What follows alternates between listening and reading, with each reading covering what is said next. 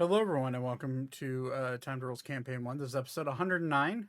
Not many things to announce today, other than I believe I mentioned it last session, but I want to be able to let you guys know fully. Squirtle has left the campaign. That is something that him and I both talked about and decided.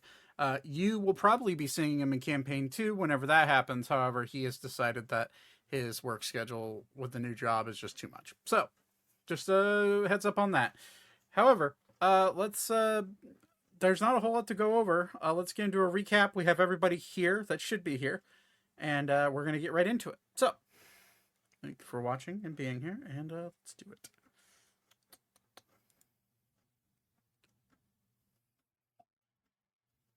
That's so funny. Sucks to suck. Yeah.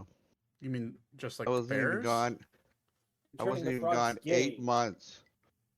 8 months, not even 8 months after I left. Well, they decided to fire me because I told them I was leaving, Todd, and they lost the we're live. contract. It's also because they're Hey, returning the frogs. welcome people. Just- This is Troy, Michigan. You're Just you're edit in. that part on the YouTube thing. Yeah. Oh well, to be fair, you didn't say any names, so we're good. Okay, let's do a bit of an actual recap other than what I kind of gave Nate, and we'll get right into it. Last we left off, you guys got into a skirmish with with a group of individuals along the shoreline of the Falna River, being stopped by a drow,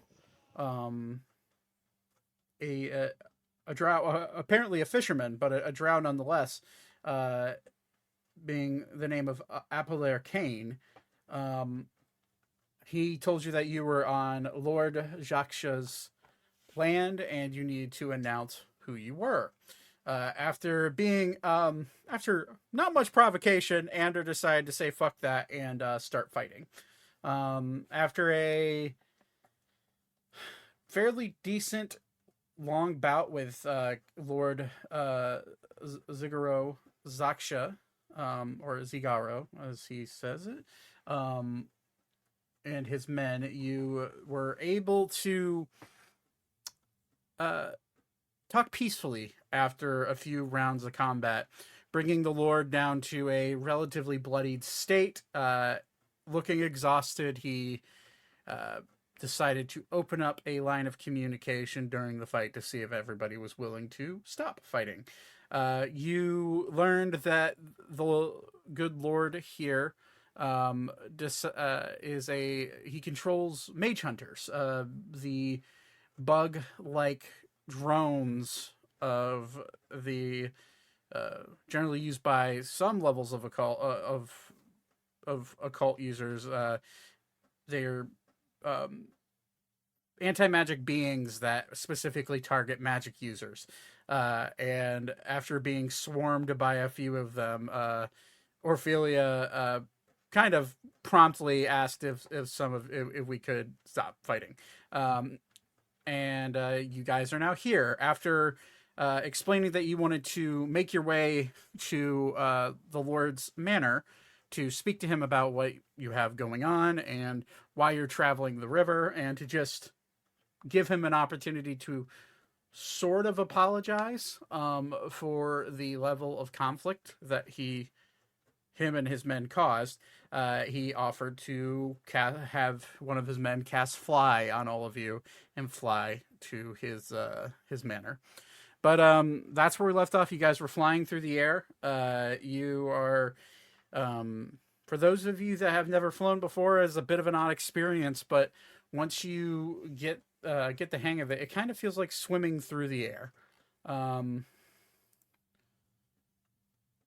Let me see here. Okay, so as you're flying through the air, it is quite hard to talk, but what you do see flying over, you see various farmed fields, all the crops being, at this time of the year, being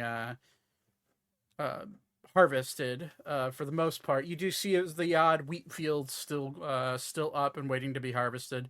You do see a few farmers and workers out in the field in the process of harvesting a few fields. But after about a 20 to 30 minute flight, you find yourself flying over a brambled like forest. It is a most of the wood is or the trees are spiraling upwards with thorns on them. Some of the trees seem dead. You see the occasional oak tree popping up here and there amongst the dead growth. And then eventually you see a smokestack, a chimney, start to pop up over the forest. You see it's multiple various chimneys starting to sprout out of the tree line, and as you realize as you're getting closer, you aren't seeing like a town. What this amount of chimneys will make you think that you're seeing a town. In reality, you are seeing a single house, larger than your own manor, and it is basically as like out of place in the middle of this brambled forest as it could be for all of you. The Lord, this giant, larger than life ogre, like points down at it and kind of gestures to that's his house. And all of you begin to descend. As you descend, the flight spell begins to rapidly descend you down into the ground, and as you get really close to the ground and getting ready to land, for those of you that aren't proficient with the arcane arts, I'm going to need you to make an athletics check or an acrobatics check. So that would be Ori, Elka, and technically I'm not arcane, but I'm guessing the given divine druidic. Yeah, you use natural magic, so it is a little different. And who else would it affect? And Ander, Thaddeus, Ori, Elka, and Ander all need to make an acrobatics check or an athletics check, whichever one you want. Which I will grab Ander's character sheet because I forgot to pull it up. Got to pull up my character sheet.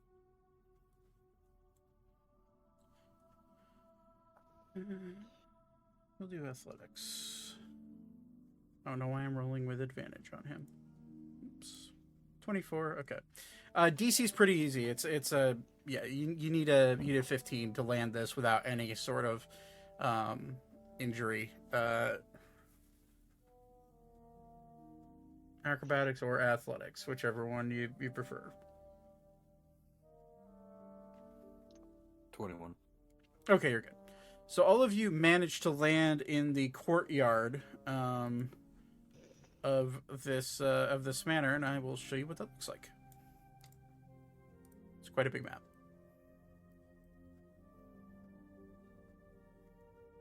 Holy shit!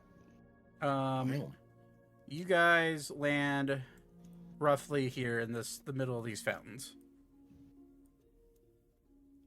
So if you'd like to place your token downs, feel free.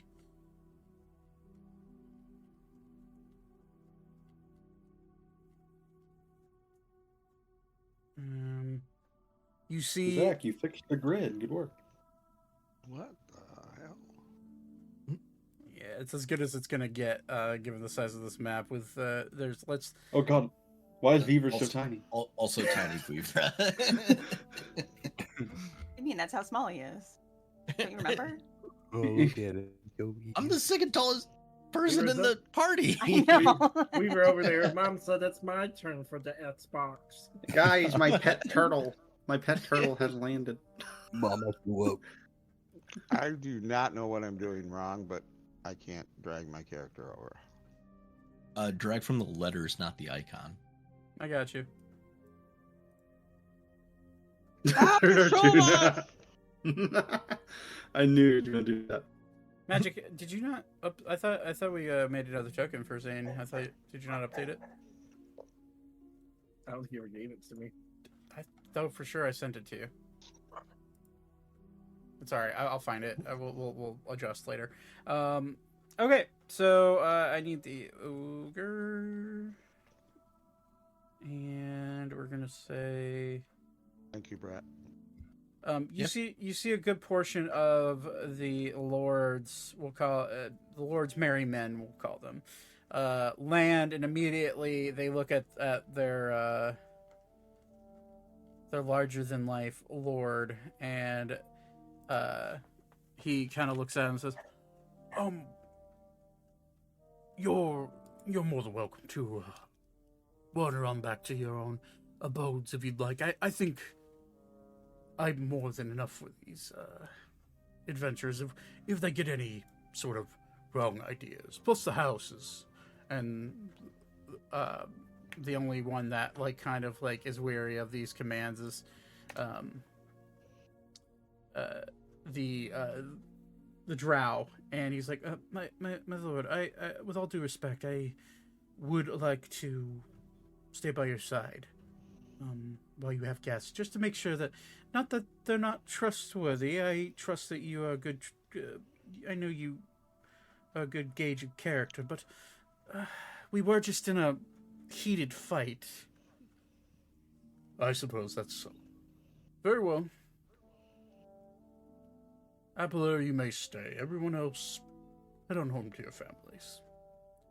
And so you see a majority of the group that flew over here with you just wander off into the forest. For the most part, they don't seem to even look back at you after that command was given. And let me grab, Archer, and I need the other Burning Heart. Thaddeus came in stealth. So you turned invisible while everybody was flying. Yeah. Make a stealth check. Because you're flying in a group. Stealth. And I'm not going to give you advantage on this because you are not invisible yet. This is a... Okay, 28. Yeah. For the only person... Let me see. Let me look at passive perceptions here. Yeah, I wouldn't even. Nope. Actually,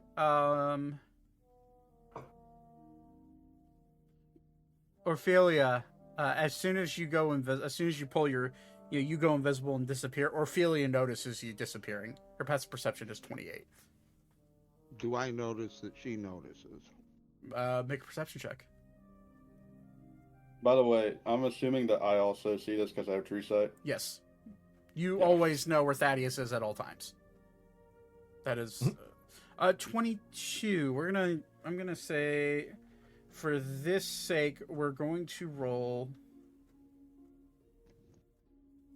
a... Nope, she's not she's not really hiding that she saw you. So yeah, you noticed that she saw you. And she kind of glances your way and kind of gives you a weird squinty look.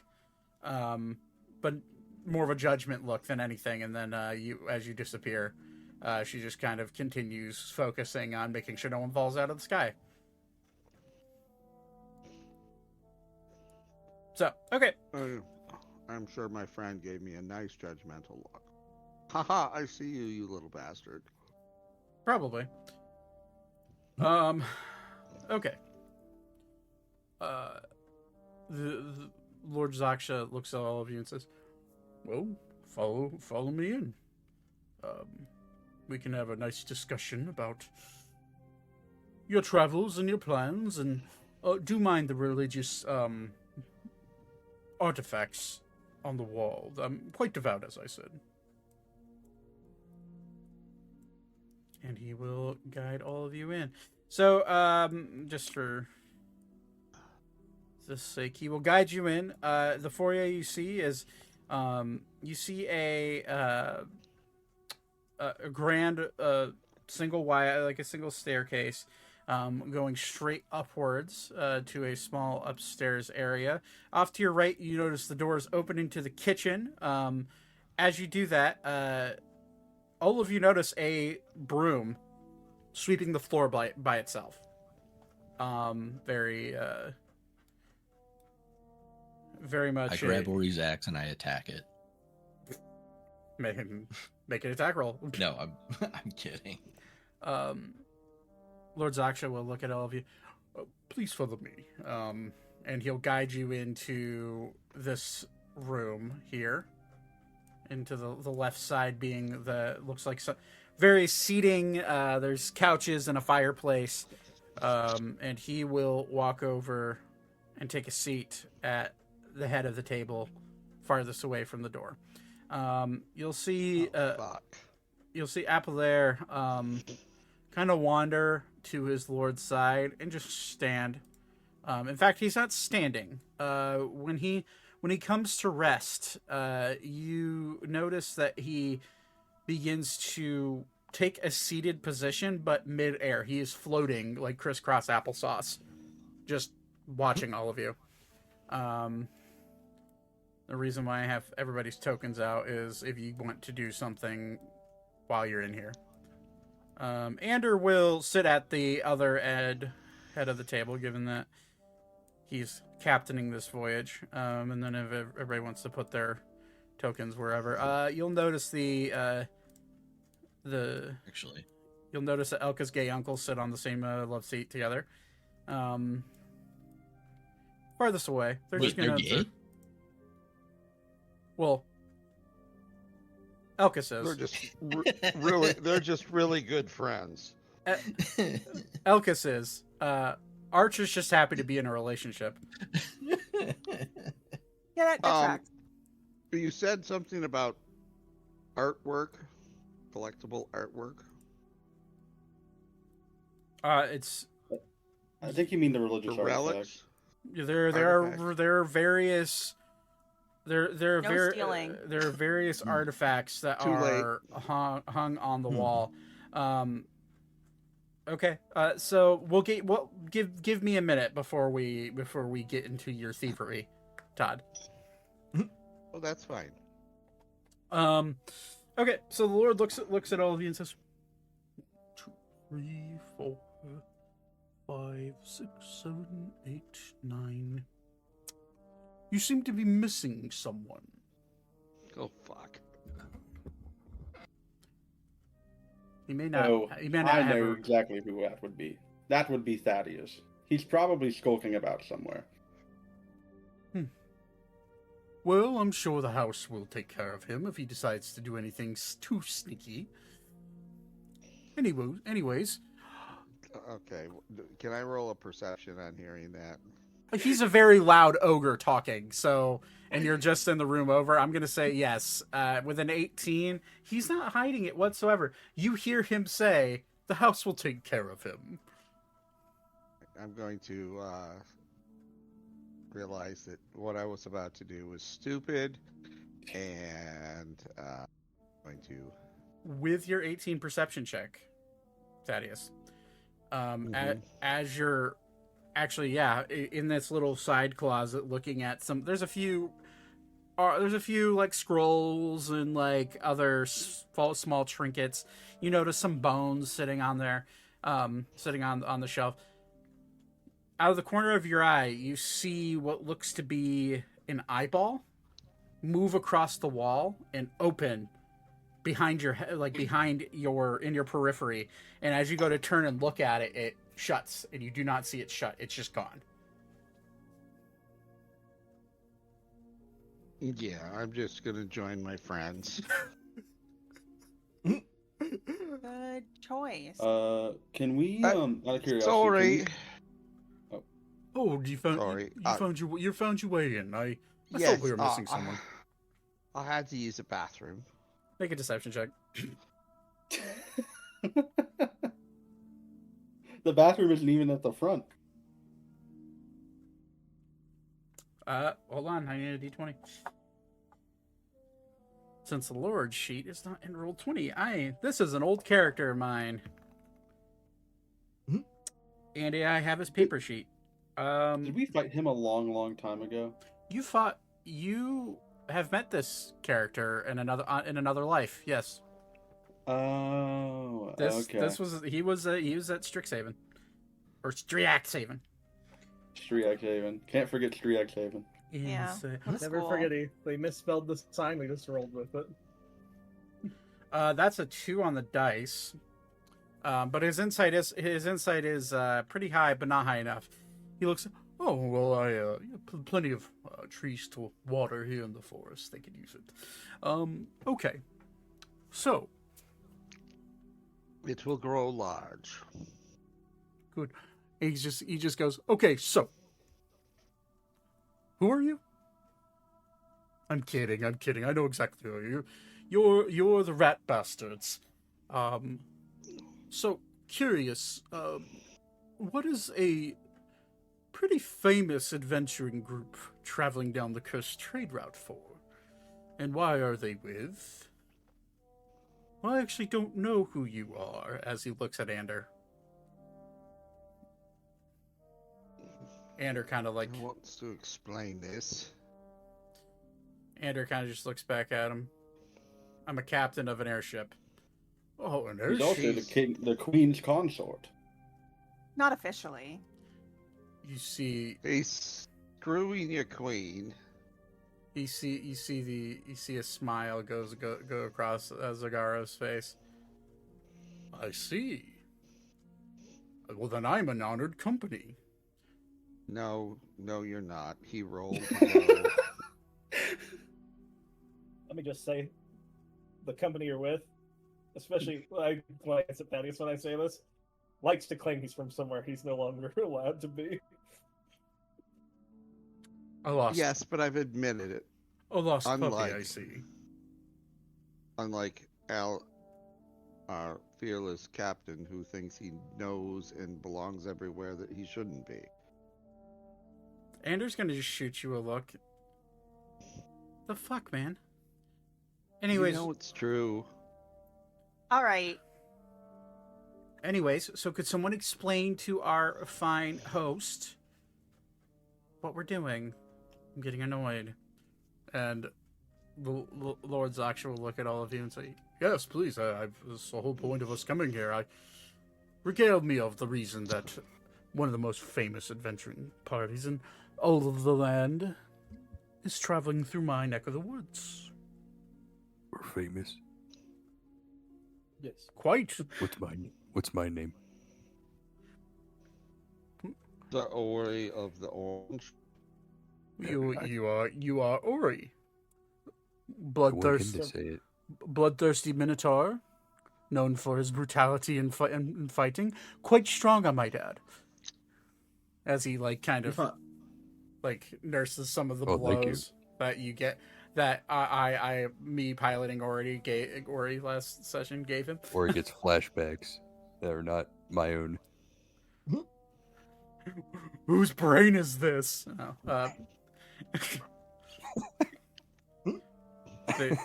I'm gonna have pictures of Ori holding a brain and saying that. Yeah. Who are you? What are you? Ori is like a massive buff version of Billy from the Grim Adventures. Yes. Oh my god. That's good. That's real good. Especially in the big alien brain eating episode. Destroy us all. Jesus, that was a deep cut from my childhood. I need a cat named Milkshakes. Hey, that can be done. Anyways, he'll look at Arval as he begins to speak. We were actually going down the Faunu River, trying to go around the Biera Strait, trying to head southward toward the region of Astrium, actually. Astrium? Actually, yes. Astrium is a curious place. It's, well, quite barren, actually. If you don't mind me asking, what takes you that way? I don't believe Point we're of the at liberty gods. to really say. Let me explain, sir. As Thaddeus Darling, formerly of the House of Sterling, who admits he was kicked out of the House of Sterling, but is taking over the House of Sterling. And the gods have called upon us. It sounds like you're still coping with it. I am. Do you need to talk about it? No, I'm just not Or coping he with. says from across the table in front of everyone. Have you ever thought of making your own house? Have you ever thought about leaving the house? You can, most of the that time, when was a like a house j- breaks up due to a disagreement, the disagreeing side forms their own house. I'm forming a house against you because you're a pompous ass. I'm just telling you how things work. The Lord I will feel like raise he was his... giving you general advice there. I This don't one know knows what the some hostility carpentry. came from. The Lord will Okay. raise his hand. I can get the wood. I see the bickering is as infamous as it is famous. Oh, he's really that Unfortunately. famous? Who is listening to us talk about these things? Well, there's plenty of bards that regale your stories. I mean, you've been across the world, saving various peoples, obtaining certain artifacts for kings. You've attended balls that world leaders all across the world have been to. Are any of us wanted? I'm Do we have really any bounties on our bard. heads? He will look over to you, Ori. No, absolutely not. I'm rolling insight on that. Go for it. Yeah. I'm gonna There's roll no- an insight too, but there's there's no no way I'm gonna way. make it. What is that's the answer. I didn't get my wisdom up. Oh, I Actually, accidentally rolled disadvantage. Whoops. Zach, real quick, I haven't actually done the I know it's been a while, but I haven't done the the feat or the ability score improvement. I was thinking about putting that in wisdom, but I'm not sure yet. Just to let you know, because Okay. remember the discussion we talked about me switching that out. That Yeah, one we thing out. just never did it. Yeah, I just never did it. I'm not gonna do it now, but I Yeah, just we can do it I was after the thinking about session if you have time. putting in. Yeah. All right. Insight.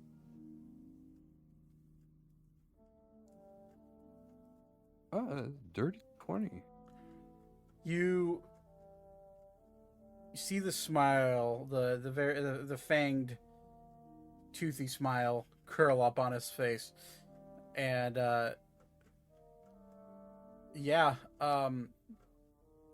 for actually all three of you that rolled insight, you can tell that he's not telling the whole truth, and you can tell that he knows. Specifically, looking right at Ori as he said that, you get a sense that it's probably Ori. Could you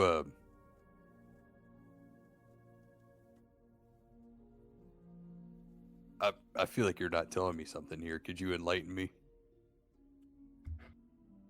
Oh, whatever. Your smile is Whatever about. hard to hide from us. Oh yeah. Oh, the bounty thing.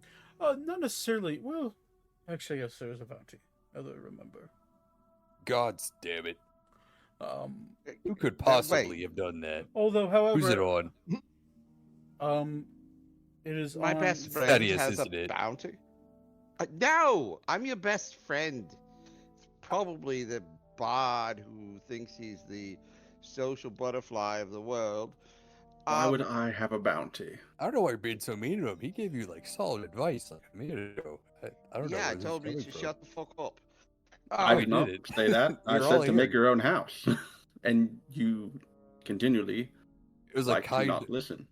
It was like kind, solid advice as someone grieving over their lost home. By the way, if you make your own house, you can start with a positive prestige behind your name. Taken over my house. Have we not gone over this? Doesn't your house Why have a don't we make negative a bigger perception? and better one? House of Ori Thaddeus? No, I don't. I appreciate the invite. I'm okay. Anyways, as you Why were don't you name it saying- something similar to Sterling, like Argentum? House Argentum. He doesn't know what that means. It means silver. Don't tell him. What'd you call him? It's I heard what you celestial. said. It's celestial for silver. Yeah, Argentum. Yes. Anyway, Celestial for as you silver. were saying, Lord. Yes. I've I'm heard sorry. rumors coming out of the Rania Trench that there is a hefty bounty on a Ori member of the Rat Bastard's head in the city of For Ran. what? Did it say what I did? 6 counts of murder. Yes. Six? Oh, okay, well that's not too bad. That's quite low, actually. Yeah, that's pretty low. I mean, you know me. Is that the children? Yeah, before you guys, I killed like 100 or so. That doesn't leave this. No. This is off the record. No, the That's children. not a term that hasn't been invented Remember yet. when I pulled the dagger out and then the children he came and the children got killed? Was that your fault? Stop that. Children First of being all- killed. I've never killed a child. He'll. His daddy's has, though. Dennis almost has, I think, or did. Almost. No, you did. I'm pretty sure that child went into a coma. I don't think he has. Can I roll You said child deception? into a coma. You- Above board, can you remind me what you guys are talking about? What? I'm it the drunk. dagger? I don't It know. was the dagger in the city with that dropped There- in Okay, your okay, swim yeah. up. That's what Oh, they're that talking. dagger. That's what I they're. figured That's I what just they're. wanted to make sure. What I'm talking Because about. that- What I'm talking about is when Ori went on his murderous rampage in the trench in the city of Ron that one night before you guys fought the Lich. Oh, yeah, Uh, okay. Okay, by the way, I'm pretty sure he didn't kill any kids, but I wanted to deceive him, so can I roll deception? Yes, like Sure. I want to make him feel bad. Oh, dang, it was a low roll. Oh shit. Those of you want to roll insight, Lord. roll insight. I think I've beat him Is since this the whole time. against I me think I would or is? have. Thaddeus wholly believes. Where's my? I need my flask.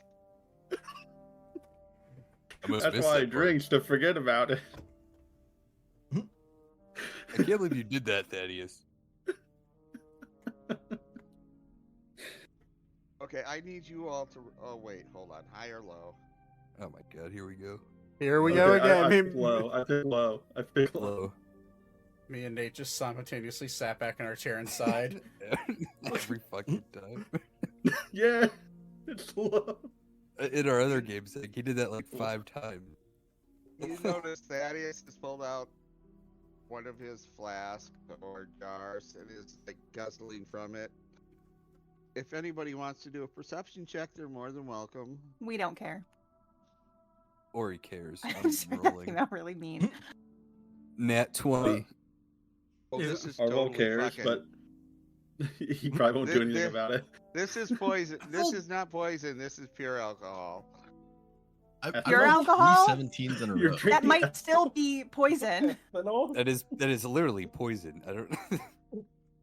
Pure alcohol is literally like taking gasoline and shoving it down your throat. How much of it did you drink? I should be at. Zach, Fine. ask him how much he drank. Tell him to roll a Constitution save. He does have resistance to alcohol-based poisoning, Oh, okay, yeah. just whatever. so we remember. However, I do need you to make a dexterity saving throw. Todd, I didn't ask you for a con save. Oh. I didn't ask for a con save. Okay. I said Dexterity. dexterity save. As you see as you see a purple energy start to form around your jar, and Orphelia attempting to fuck with the jar, and all she's trying to do is telekinetically shove the bottom of the jar to make you spill it, and you resist it. And she just goes, "Damn it!" I'm gonna take another drink. Anyways, so he looks at all of you and says, "All of you are fascinating. So you're on some sort of Divine quest, you say? Real quick, is Yeah, the name of the fine. person who put a bounty on my head, is that known? Oh, that was Baron Lord of Ron. Ugh. However, it seems that one Raoul Grayson seems to be keeping his anger at bay, doing his best to resurrect those that were killed. Yeah. Why they gotta do all that? All my hard work. Or looks down, sad, planes with a fork. In any case, aside from our murdering colleague here, what are all these artifacts on your wall? Oh, well, thank you for asking. Yes, they would. Nice. Well, some are artifacts that I've gained in my travels from various other religions and gods and goddesses. There's and as you look, some of you do recognize some of these artifacts, some of these symbols, just because they are well-known religious symbols throughout the world. You do see a hammer, giant war hammer, sitting on a mount. Sitting on a mount on the wall, sitting over the fireplace. Is there a rocket attached to the back of it? No. You would see the emblem of the gosh, where is my hello, please? Internet? Can you guys hear me? Yep. Yeah, I can hear you. Can, Get my Are you? Is that cutting out for anyone else? Well, No, I'm it's hearing no one's people cutting out being for a little me. bit I'm good. robotic. I wasn't Yeah, sure. there was if a it little me bit or of not. robot-y, but Not a lot. may just be Discord. yeah. I'll check down detector real quick. Yeah, because I'm having a very hard time loading this Google Doc. Not the Google Doc. There's a spike right now, but it's not a giant one for Discord down detector. The connection Heck. is going from like yellow to green for me. I'm not sure if that's my end or not though. you all sound fine to me. It'll do like the little cutout thing, then it'll catch up. Yeah, I'm Hopefully also. our phone's So you guys go a little robot-y for me as well. That's why I'm. Hello, internet, please. I mean, I think it's fine. It's just Yeah, something it sounds all right for kinda me deal for the with. most Yeah, part. but, no one's like in. Don't worry, Gato, Mr. Roboto. Yeah. Let me hit the. Let me reload this doc then. Because I have an question entire. then when you're whenever you're ready, then. Yeah, just give me one sec. Al Gore is such a failure. Al Gore. Al Gore. Well, his What the fuck does that have to do with anything going on? he What are invented these the up to? internet. He invented the internet. Okay. I was wondering, like, what the fuck? Al Gore? Okay, here we go. All right. So check up on that guy. yeah. Haven't heard from him in a while. Okay, just not going to come on. Okay, anyways, I know the name of the god. It was you would recognize that the hammer. Are we still live? Okay, we're still live. I just wanted to. My internet just like shit out for a second.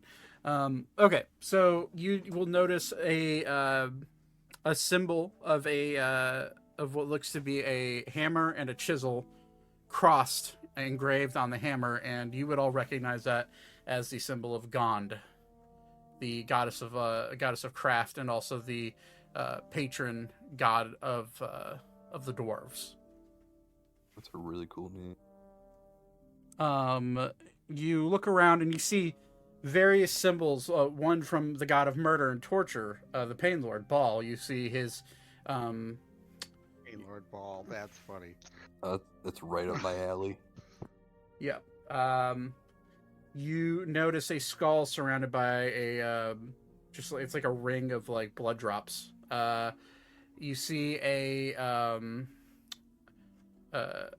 over the mantle of the you see above where the hammer, or sorry, below where the hammer is, on the actual mantle of the fireplace, you see a long sword.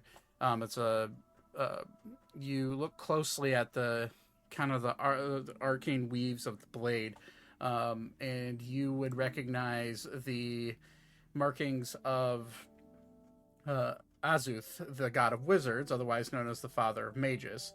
There's just an amalgamation of various gods and goddesses, just symbols and artifacts just spewed out all throughout this room.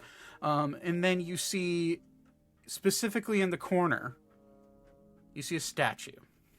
And there's a candle lantern, or a candle set all around it.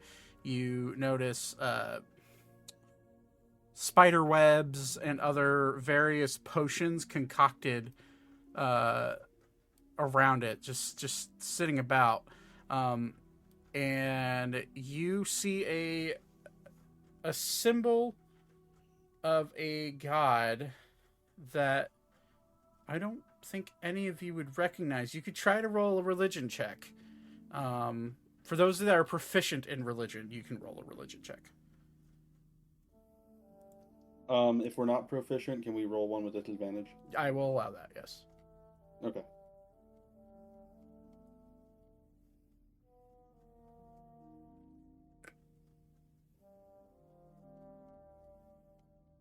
The DC is also...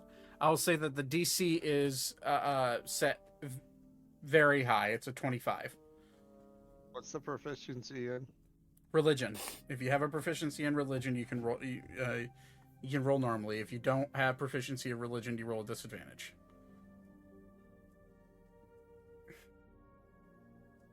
Damn, we're all rolling low.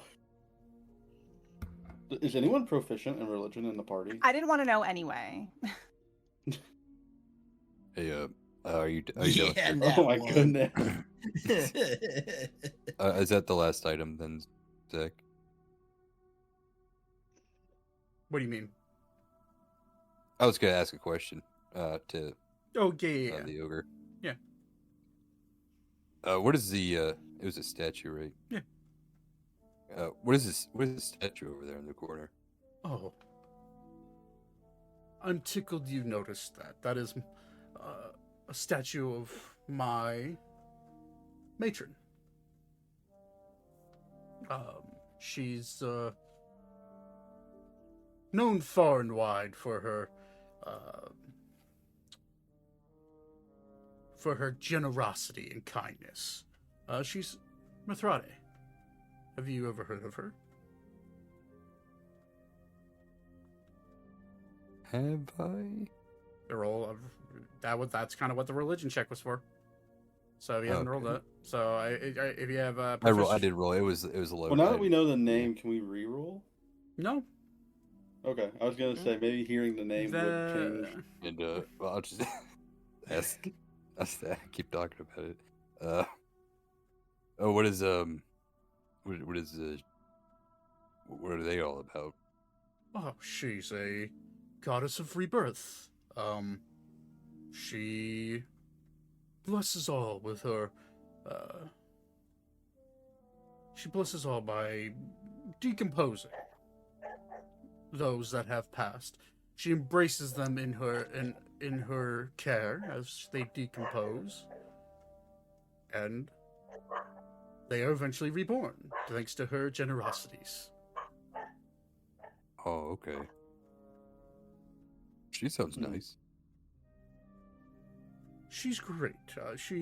She's blessed me with all sorts of boons. As you look at some of the wounds that were given to him, you see him slowly starting to like heal with like a green, noxious energy, just healing his wounds as he's slowly sitting here talking to all of you as he kind of points to it. She's blessed my followers. She's done quite a lot for our little commune here. So yes, while she may not be a founder god, fake gods as some of the followers of her call them, she became a god. She's known more as a lesser god by the populace. However, she does aid in the life and death cycle.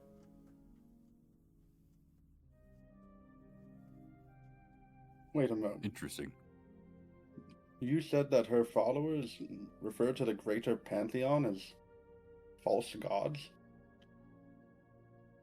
Oh, it's a bit of a sticky situation. Unfortunately, some of our followers are a bit, fanatic. They see no other god other than her, and a lot of them... Jesus, dogs. I was gonna say, mine are going insane over here. Yeah, they're... That sounded like a Paxton getting cranky at the younger dog. I'm gonna shut the door.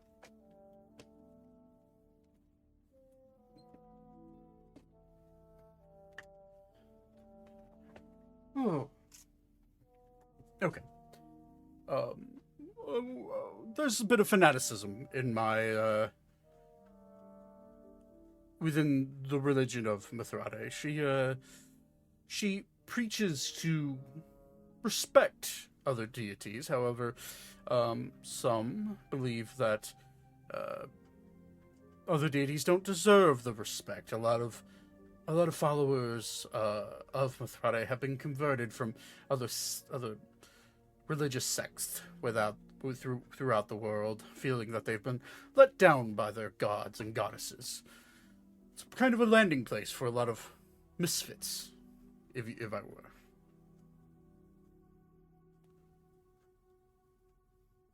I hope that answers your question. But it's better than worshipping every god. I'm going to ask. Let's see here. Whoever is proficient in insight, I will allow you to roll an insight check. Can I also do that with disadvantage since I'm not proficient? No, I'm just proficient this time around. Okay. Somebody who's proficient in insight. I don't know how many people that I know Ander is, so I'll let That's him roll. terrible. I'll let him roll to kind of give another I have round. so many proficiencies, but they are not in insight. That is... Yeah, I was gonna say you would think I would be proficient, but nope. Ander rolled like dog shit. Still 19. So did I. Nobody knows.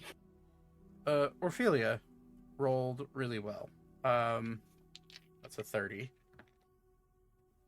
She kind of leans back in her chair. You know, I've never heard of this Mithrade. And I've been around quite a few religious folk in my life.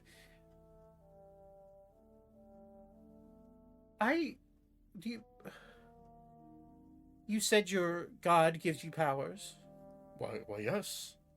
Gives me all sorts of boons. I can heal myself. I can help others and heal others. I can use magic, unlike I used to not be able to. Now I can. And she kind of looks at him. Right. So, mysterious goddess has a bunch of has a bunch of followers that are fanatical. Yeah, it seems legit. I think you're doing great. I respect that. And she kind of like pops open a book and starts reading and rolls her eyes. Anyways,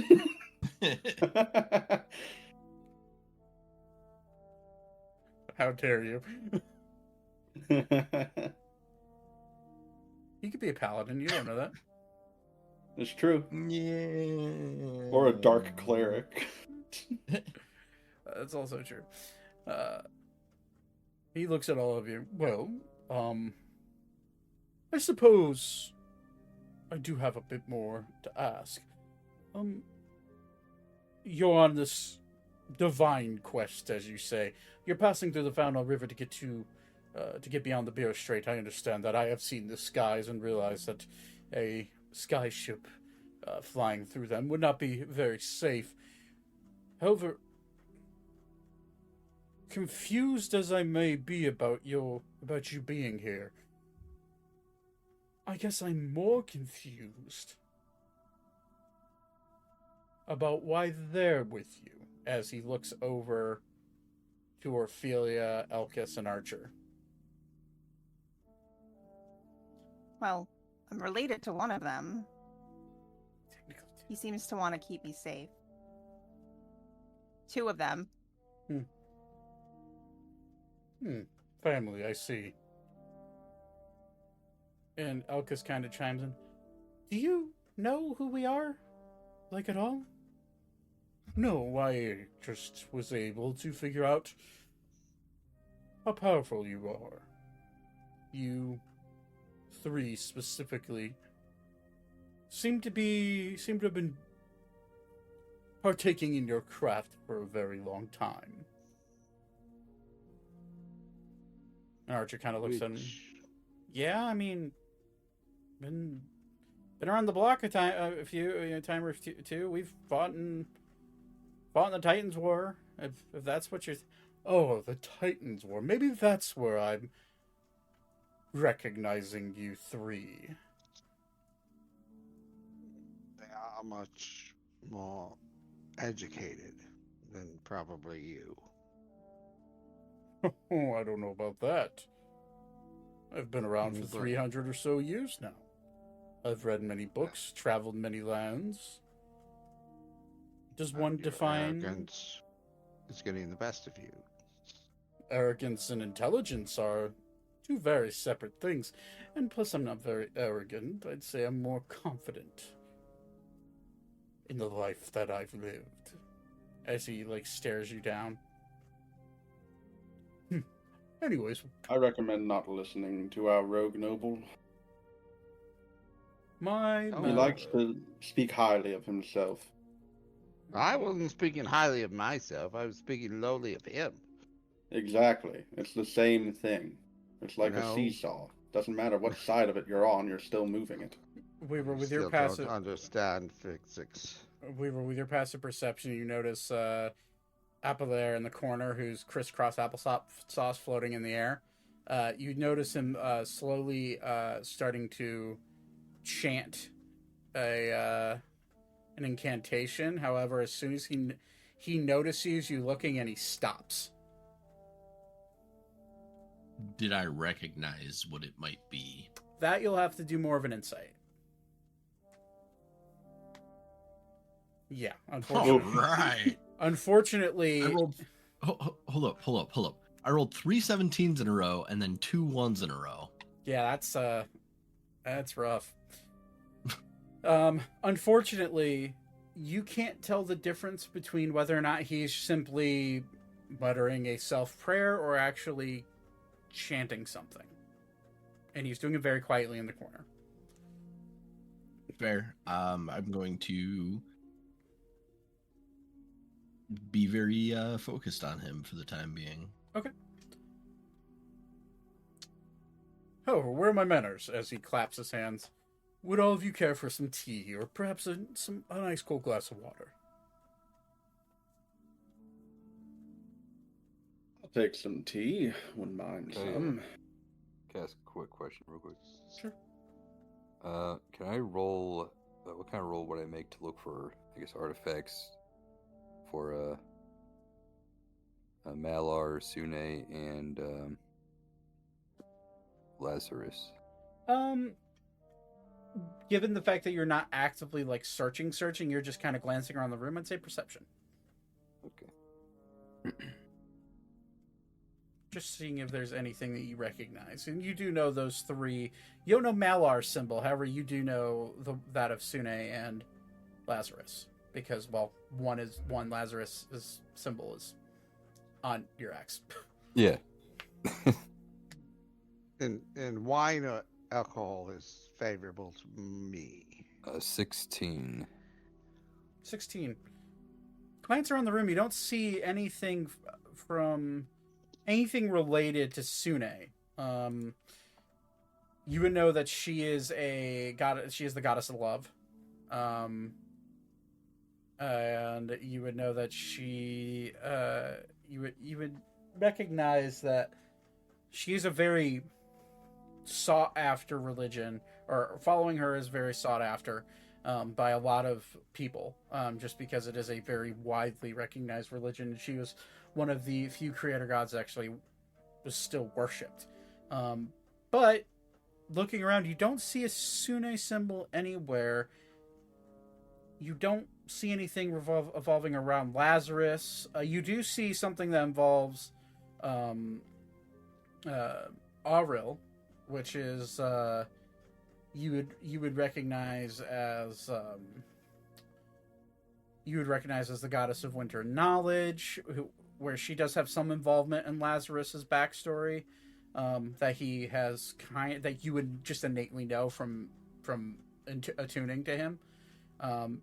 And you do see a symbol of Shanti, Lazarus's mother.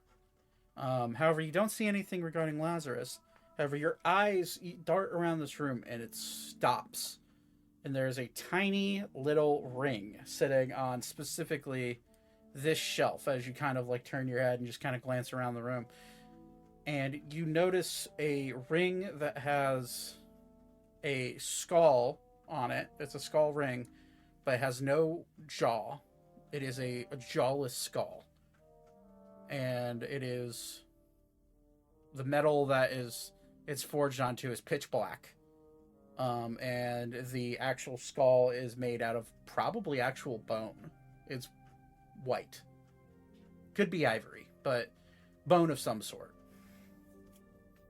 That's the only thing you recognize and kind of catches your eye. You don't know if that's actually anything to do with Malar, however, it does look evil. I kind of get like a... Do I get a... what's the word? I guess familiarity to it? Sort of a pull to it at all? It makes your eyes, it catches your eye because of how odd it looks and how out of place it seems. In this home that seems to be relatively well made. It's very homey in here. There's just religious artifacts all over the place. This is like the one thing that sticks out. Out of everything, of all the artifacts that sit around the room, that is one of them. That is the one that your eye just kind of catches. You think maybe that has something to do with Malar, but it could have something to do with Bashaba, the curse giver. It could be, Bane, the plague bringer. It feels evil to you in a way. I guess I could try asking him real quick. Yeah, sure. I'll do it in my head, so I'm not don't sound like a crazy person. Hey, big man, is that one of yours? Roll D100. You see through my... Oh, shit.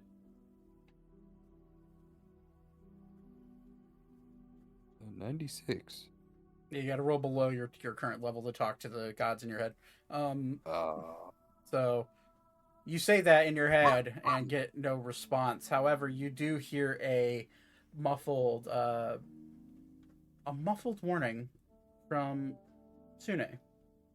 You recognize her voice, and you hear her. All you hear her say is, "Be careful," as if she's trying to say "careful," but she stops because you just can't quite connect to what's going on inside of your consciousness, or subconsciousness, I should say.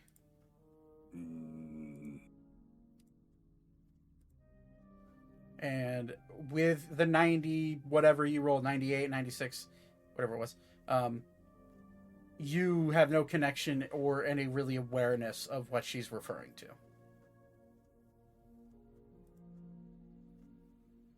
Hey, big man. I'm talking to the ogre. As teacups come floating in magically, and you see a wine bottle floating over from this rack right here, and things start to get poured. He kind of looks at you. Yes, Ori. How could I help you? Yeah, where'd you get that at? And I'll point to the ring. Huh. Curious you're connected to that. Oh, that is an artifact long forgotten. Some say it held the spirit of a demon of Bashaba. Some say it was simply a religious zealot that made it to look scarier. I bought it for cheap in down in Ushar and figured I'd stick it on a wall or leave it on a desk or on a shelf, and here it is. Quite interesting, no? Can I roll a Arcana check to see if there's any magic coming off of it? Or anything like that? Yes. I am going to say Kind of sense. I mean, he's not a magic caster, but he can. the DC on this is 30. Never mind. So I will award a natural 20. Oh, okay. We'll see. I will reward I will reward a natural 20 with some information. Let's go. Damn it. 15. Yeah, unfortunate. Yeah, it's just you're untrained in the arcane arts. You've seen your friends use magic before. You've been attacked by magic various times. However, it's just a ring, as far as you can tell. Do you know what it does? Does it do anything? As far as I know, it's meant to be worn as decoration. Insight check, please. Go for it. Damn it. 7. He seems to be telling the truth. I've never worn the ring. It doesn't quite fit my finger. It's not magical as far as I can tell. I bought it because it simply it resembles it does resemble the face masks that the cult of Bashaba would wear when they were still a part of this world. And I am a collector of various religious artifacts, and I figured, you know what, it may not be an artifact, but it does resemble one. So I bought it for cheap. Is it for, may I ask if it's for sale? Oh boy. I'd sell it to you, yes. I'd sell it Perhaps, to you for I sell it to you what I paid for it, in fact. Okay, that's how much? I paid 5 gold for it. 5 gold? Yes, it was... Well, I mean, the ring itself, the ring part of it is made out of a oxidized iron, and the skull, a part of the ring, is made out of ivory, which ivory is quite expensive. So I paid what it would cost of any odd jeweler for any accessories were making that sort of ring. So I offered 5 gold and they took it. So 5 gold and it is yours. Yeah, I mean, why not? I'll reach in his coin bag and he'll slam 6 gold. 6? He'll like flip his finger and you'll see the ring float off the float off the shelf, and he will bring it over to you, and you'll see him pointing his finger, and as he does that, he reaches out with his left hand, and you see a tiny little drawstring like bag, just big enough to just a tiny little, like almost like a coin purse, just float, and it lands in the coin purse, and he puts it down right in front of you. Oh, thank you. Of course, that is another thing I have gained, the ability to enchant various things and make things float with telekinesis. It's quite favorable for me as I get older. Yes, very convenient. I might be able to find someone to identify this ring. Well, I feel some sort of some kind of way towards it. Perhaps it means something.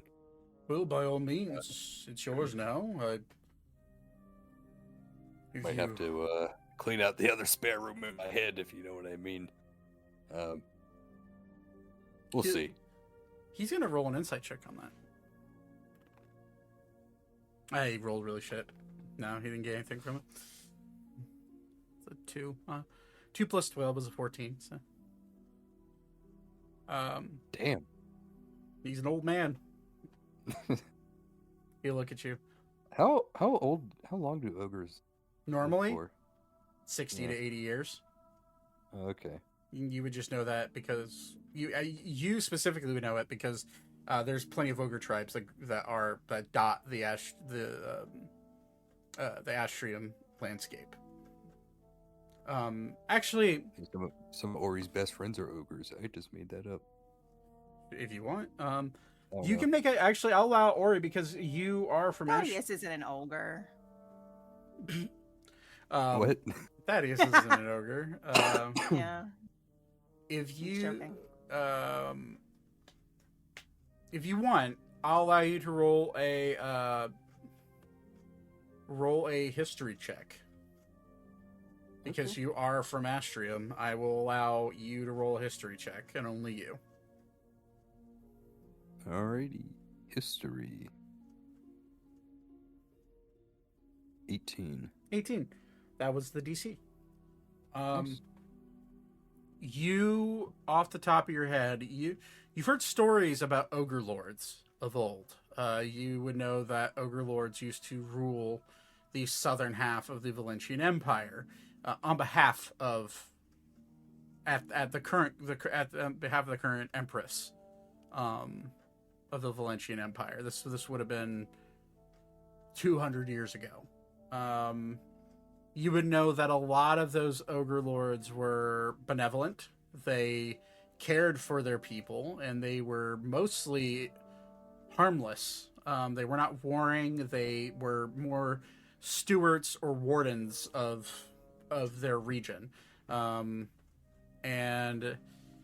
you would also know that a lot of them died after the former empress lost her life.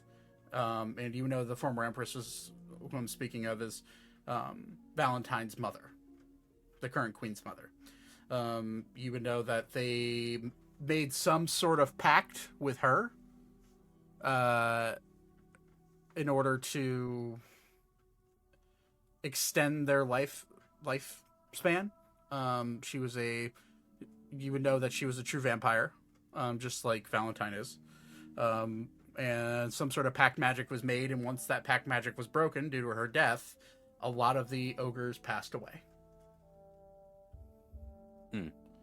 However, you have not heard, other than the brief conversations you've had with Lord Zaksha here, you haven't heard the names of the ogre lords. However, given that he's 300, he said he's over 300 years old, and given that he is a borderline unkillable ogre, you could guess that maybe this is one of them that happened to survive, or it's just some other weird bullshit magic.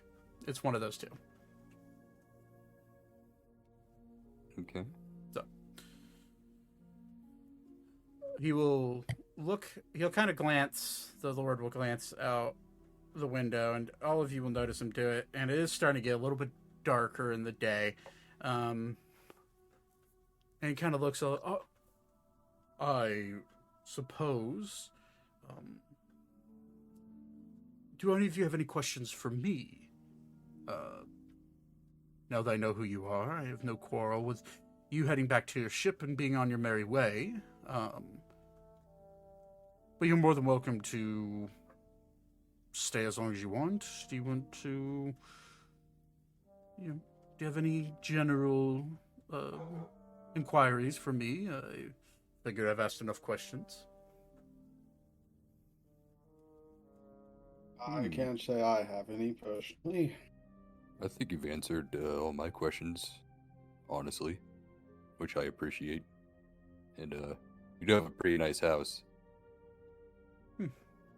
Thank you. I like all the artifacts and items around your around here. Well, I do take good care of those things that I've collected. No, it is getting really late. Actually, Sorry, go ahead. I'm sorry. I'm sorry. You must be tired. I have one more question. You seem so wise. Do you have any artifacts for the lesser god Malar? Malar. None that none that I can think of. Why do you ask? He's just an interesting fellow. I'm gonna let you. Deception check if you want. I'm gonna let you make a deception check or a persuasion check, whichever one you prefer. But he is going to make an insight. He'll raise an eyebrow. Oh shit. Where's my deception? There it is. +2. All right, here we go. 15.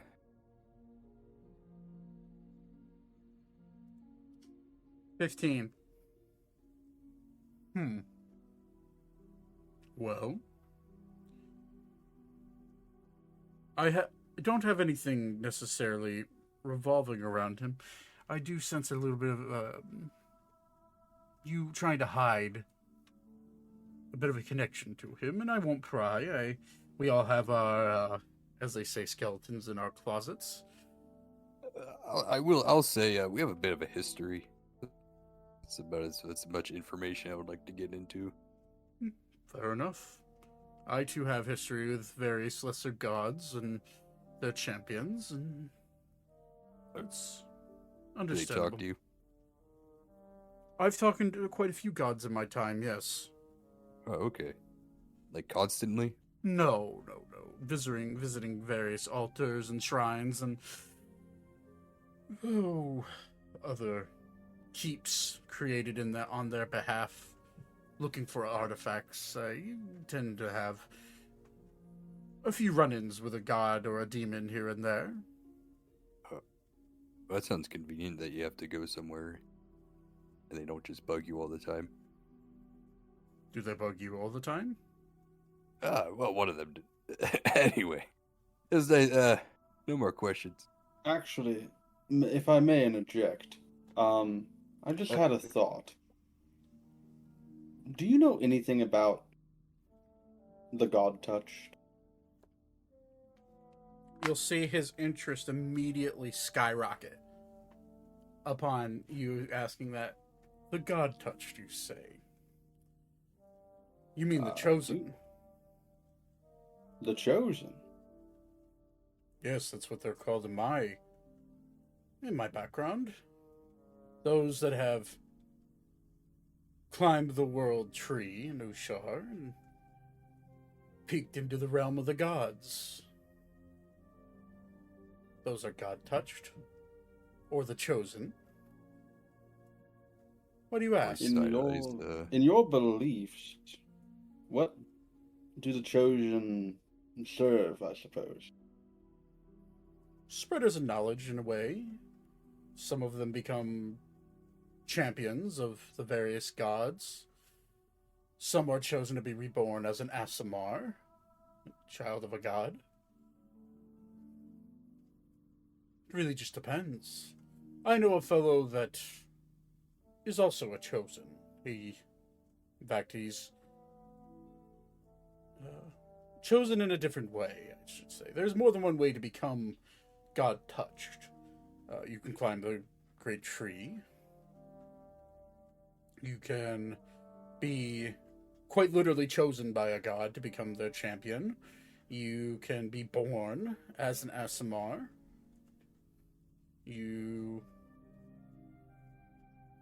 There's plenty of ways. I have to.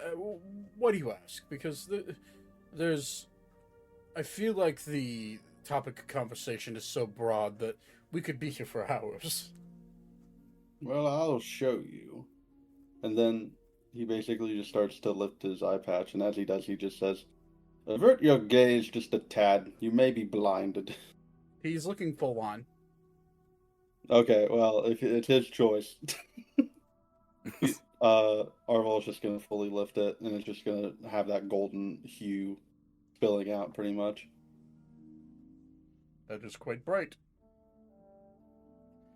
I didn't Oh. say so. As he looks in, you see him kind of go into a bit of a trance. He needs to roll wisdom. Lifting that trance, he's gonna quickly lower the eye patch. He's gonna roll a wisdom saving throw. He looked for more than a second. He kind of snaps out of the trance. That's an interesting eye. It used to be white before I touched the Borderum, and then it shifted to the gold you see now. Oh, that is the relic that your party found for the king, I see. So Yes. the Cordeorum. Honestly, I wish we would have left it in that damn vault. Heart of the god, as they say. And why would you want to leave it in the vault? It brought many people back to life in Artemis. Seeing as we had to fight a giant kraken, and then beyond bringing people back to life, the person who sent us to get it betrayed us and became a lich.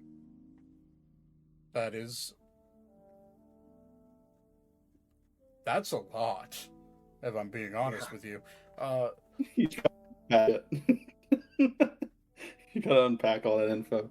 Yeah, you see his brain kind of like, he's lived a long time, but like that is a lot of like insane lore to just dump on a guy randomly. If it makes it better, we turned that kraken into a little fishy, and I carried it around in a bag of holding for a while, and then we fed it to a giant Kintari.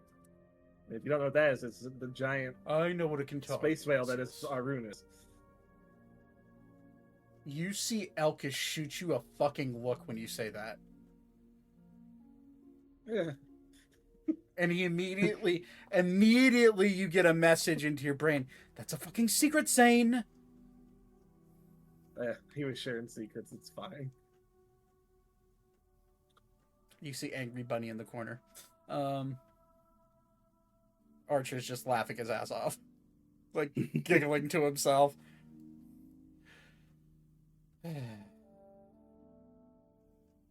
Anywho. There's a lot to digest. I see the stories about you are even more grand than I anticipated.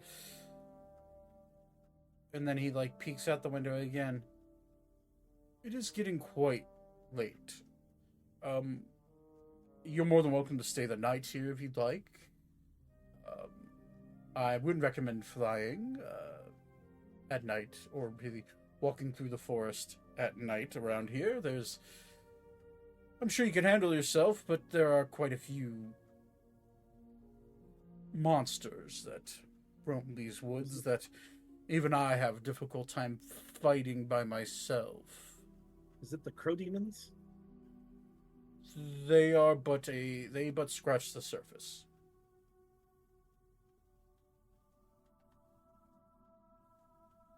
A lot of corrupted lycanthropes around here. Those that were either cursed by being bit, or those that lost themselves in their pursuit of their beastly powers. There are various rifts within these forests that, well, to be blunt, they spew out a devil or two, sometimes a demon, some not always kind.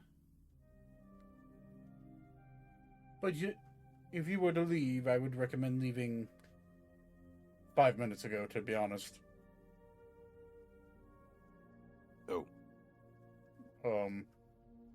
So you're more than welcome to stay the night here. Plenty of bedrooms, plenty of places to stay. However, I will be honest with you. I don't know if I quite have the accommodations in the way of blankets and beds. Unfortunately, with my powers, we'll call them, sleep is no longer a necessity for me. I tend to stay awake and read, or sometimes doze off sitting on a couch in the other room. But I haven't quite owned a bed in 80 years or so. But I do have a few upstairs. There's not many. There's plenty of couches to sleep on if you'd like. Unfortunately, I'm ill prepared for guests now that I'm thinking about how many beds I do have in this house.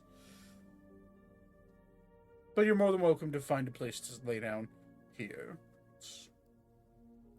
We'll do our best. Or if you want to brave the woods, that's up to you.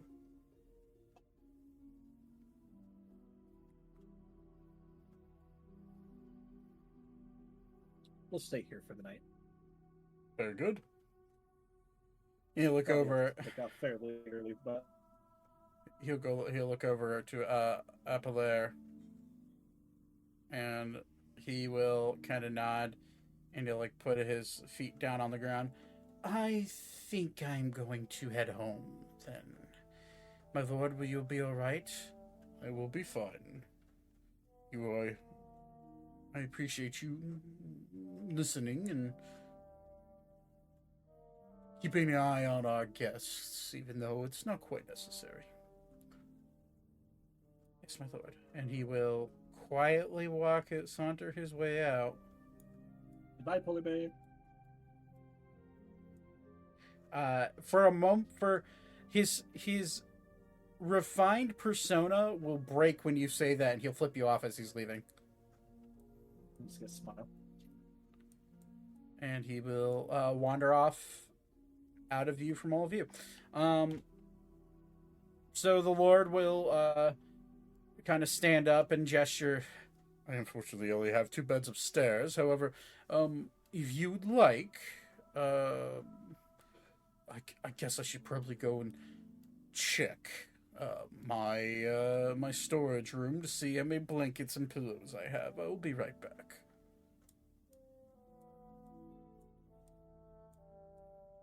As he wanders, Ander will immediately look at all of you. We just went from trying to kill this guy to now we're sleeping at his house. Is anybody else a little weirded out about that? No, He it seems like a right pretty par for the nice guy. course. From We do enemies this to sort of thing friends, all the you know? time. I'm sure it'll be fine. Yeah, we don't Anyway, just I'm gonna shoot go read a people, book. Ander. You know, I told you, I said I was sorry, okay? Like, fine. It's okay. We all make mistakes. I'm gonna go stretch my legs outside, and Ander will wander out. May I join you? Sure. Alrighty. I'll follow him. So I wanted on Arval to like look through the books that he has here, Okay. and I'm gonna investigate for that the lesser god he was talking about, Mithrade. All right, do make an investigation check. In the meantime, what is anybody else doing anything? I'll just hang out with Ander.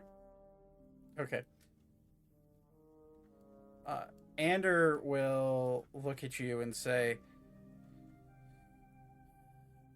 "First thing in the first light, we're leaving. Like, I don't want to be here anymore. I get the heebie-jeebies. What kind of heebie-jeebies? I don't know, man. Like, he just sort of. Oh, we really, you and I, we really tried to kill that guy. Like, desperately tried to kill him, and Well, I do that a lot. I definitely try to kill a lot of things. Yeah, but the problem is that when you would think that you and I fighting something along with everybody else, we kill him pretty easily. But he already looks like he didn't even get into a fight. Whatever that god of his he worships seems to be quite beneficial to him. Yeah, one could say that. I don't mean, know. all great power comes with a price. Yeah. Maybe his is, you know, I think about it, yeah, we should leave pretty early. We probably should have left, probably should have never came here. Yeah. Something about him is, no, I think about it, it's kind of sinister in there. I can't put my finger on it. I needed to take a walk. I mean, if he's grown that power, I mean, I know he's old. Or might be more powerful people out there, but if he's grown that powerful from just his worship, then I don't know. He'll look at you. Yeah, I don't know either. Let's maybe keep an eye out for tonight. Make sure no one strays too far. Yeah, I kind of wanted to check out the forest.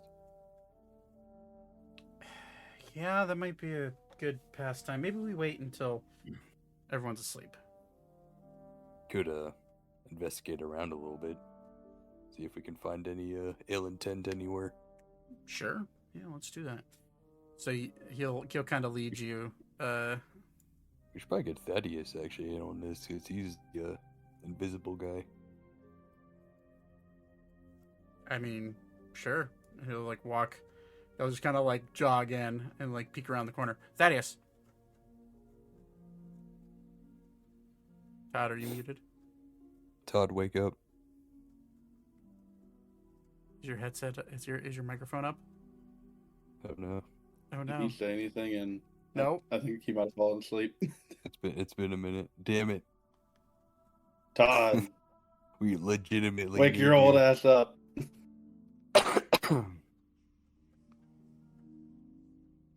I think he might actually be asleep. Oh shit. It's pretty early still. He shouldn't be like passed out. Hold on. Long day maybe. I'll just DM him see if he says anything. Maybe he was drinking and the drink made him tired. Maybe. He's always The drinking drink during always these makes him things. tired. I know. He usually has like a good half hour in him. so- Yeah, generally. Todd. I think he is out, bro. They I just think like he is wander. out. They just like straight up like forget he was playing D&D and just wander into bed. Like He might Oh, have. maybe we should call him if you have his number. I I do. think you do, right? Yeah, maybe just to make sure he's actually okay. Jesus Christ.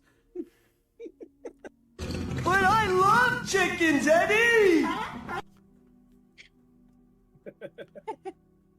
Hold on. Awaken him with the power of the soundboard. I'm calling him now. Hold on. I was trying to see if I had a scream. Not fantastic. It says the call failed. I think that's probably because of my connection though. It maybe. Wait, no, I'm gonna. Surprise, motherfucker! Hold You on. are lying. I never hit you. You are tearing me apart, Lisa. All right, I'm trying to call him again. Oh yeah. Okay, it's ringing. I think it's he ringing. is not there. It's ringing. It's ringing.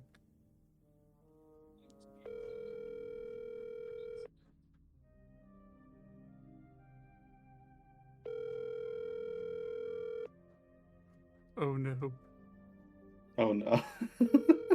it's just ringing. I think Todd is out cold. I'm right here. There you are. Where the hell? We've been yelling at you for like 5 minutes, man.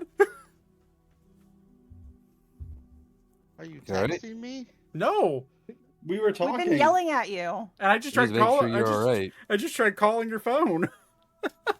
Yeah, that's what I was asking. Yeah, Are you I good? miss you. No, I'm fine. I'm just sitting here like watching TV and We were waiting. We literally We asked need trying to you. get you Dead to- silent. We need the Right. services of Thaddeus. Oh, now you want Thaddeus Sterling, formerly of the House of Sterling. Yeah. Or get the character. Yeah. Yeah. I'm a horny ship Yeah, captain. hey, Anyways, Thaddeus. hey, Ander will peek around the corner. Hey, Thaddeus.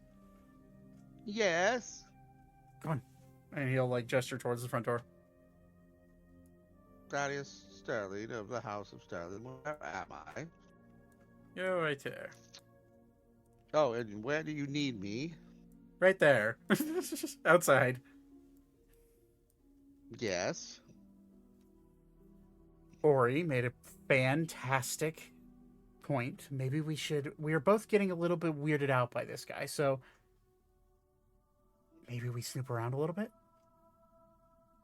Oh, yes. My favorite thing to do. As a Sterling, formerly of the House of Sterling, is currently taking over the House of Sterling. Perfect. Anyways. Yeah, so we're just looking for anything that's out of the well, I mean, a lot of things that are out of the ordinary, more so sinister or of ill intent. Well, there's a shovel over on that cart that looks out of place. Okay. Is it a shovel? So what I'm going to say, That's a huge shovel. Weaver, if Weaver would have noticed you go run out, but Brett had to bounce because he was not feeling well. It's like a 13 foot long shovel. I'm just gonna say Weaver's over here. Look at this thing. These three are just gonna stay here chatting. Did anybody else want to join them outside, or just these? I guess he is a. No, I did not want because to. I am a thick metal boy, so. Okay. First, Yeah, I don't want to, but I want to investigate like the book. Right. Get that here in just 1 second. Okay.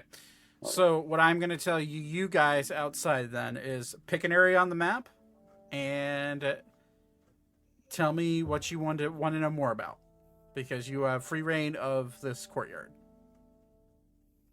All right. Anders gonna. I'm gonna say for the sake of this, Anders going to keep watch. Act like he's smoking his pipe. You can cast on me or give me a hand with like stealth. Oh yeah. I'm a noisy big boy. Pass without trace. He just immediately casts it. Yeah. So you get plus. Oh, here's my armor. So you both get a +10 to your stealth added on. Now. I'll give him plate armor then. Oh, you're gonna take your armor off? Okay. Yeah, so I'm not rolling a disadvantage. Okay. So he kind of he holds out on to it. here. What's up? With who else is out here? With Ori. It's just you. It's just you and Ori, and Anders sitting here keeping watch. Oh, okay. Holding on to Ori's plate mail. Probably going to try to steal it from you. We're gonna investigate the pumpkin guardian out here. Okay. That's up above. Yep. Let me roll a stealth. Yeah, I would like you both to roll stealth. If you want to go invisible, you can, Todd.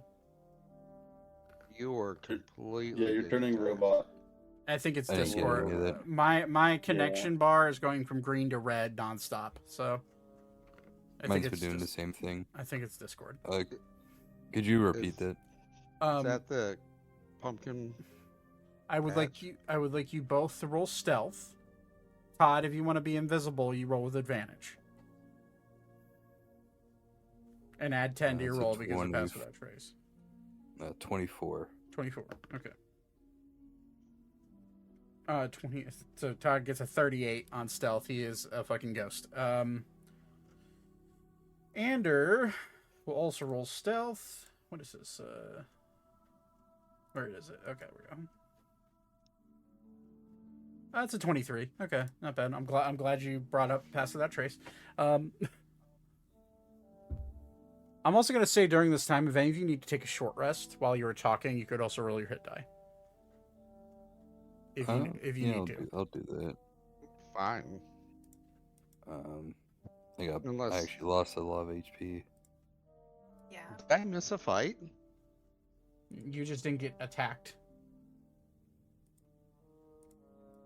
I must have fallen asleep. I'm sorry. Pretty par for the course for you, bud. Yeah. Thaddeus has 2 traits: falling asleep and getting drunk. I'm going to use 10 hit die. Okay. I'm not offended. That should be fine. 36. That'll put me at, and then one more for Ander, actually. Good old barbarians and their D12s. Yeah, okay, he's good.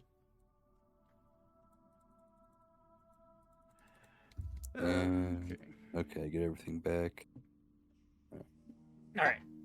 So you feel free to heal up while you're chilling and whatnot. Okay, so stealth is good for the most part. So you're wandering back to the pumpkin garden. Yeah. So as you two make your way around the house and sneak along the side, you both get to about here, and you notice some clanging going on in the kitchen, and you do see the full-blown face of Lord Zaksha. Just seems like he's preparing something in the kitchen. He's not looking out the window quite. And with your 24 and Thaddeus is 38, you both easily sneak by.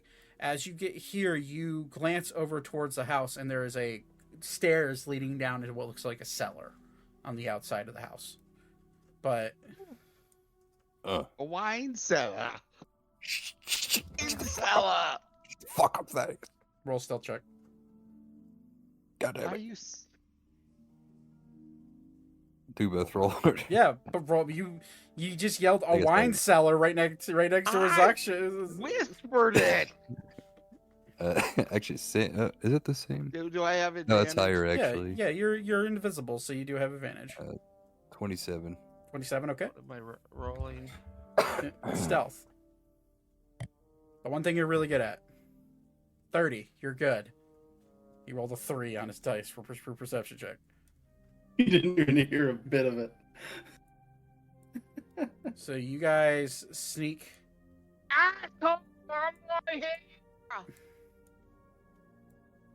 He can't see us.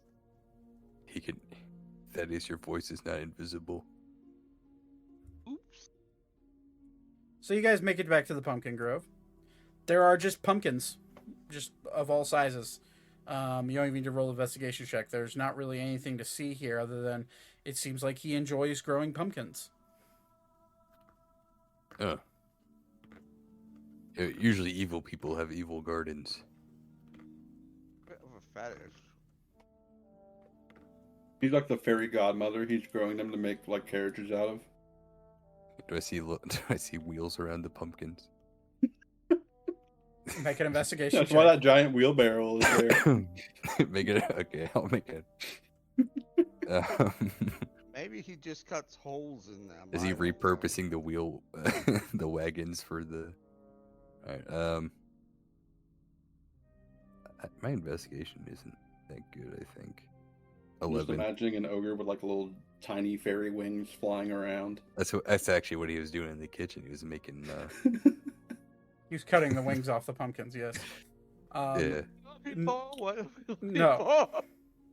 No. These are pumpkins.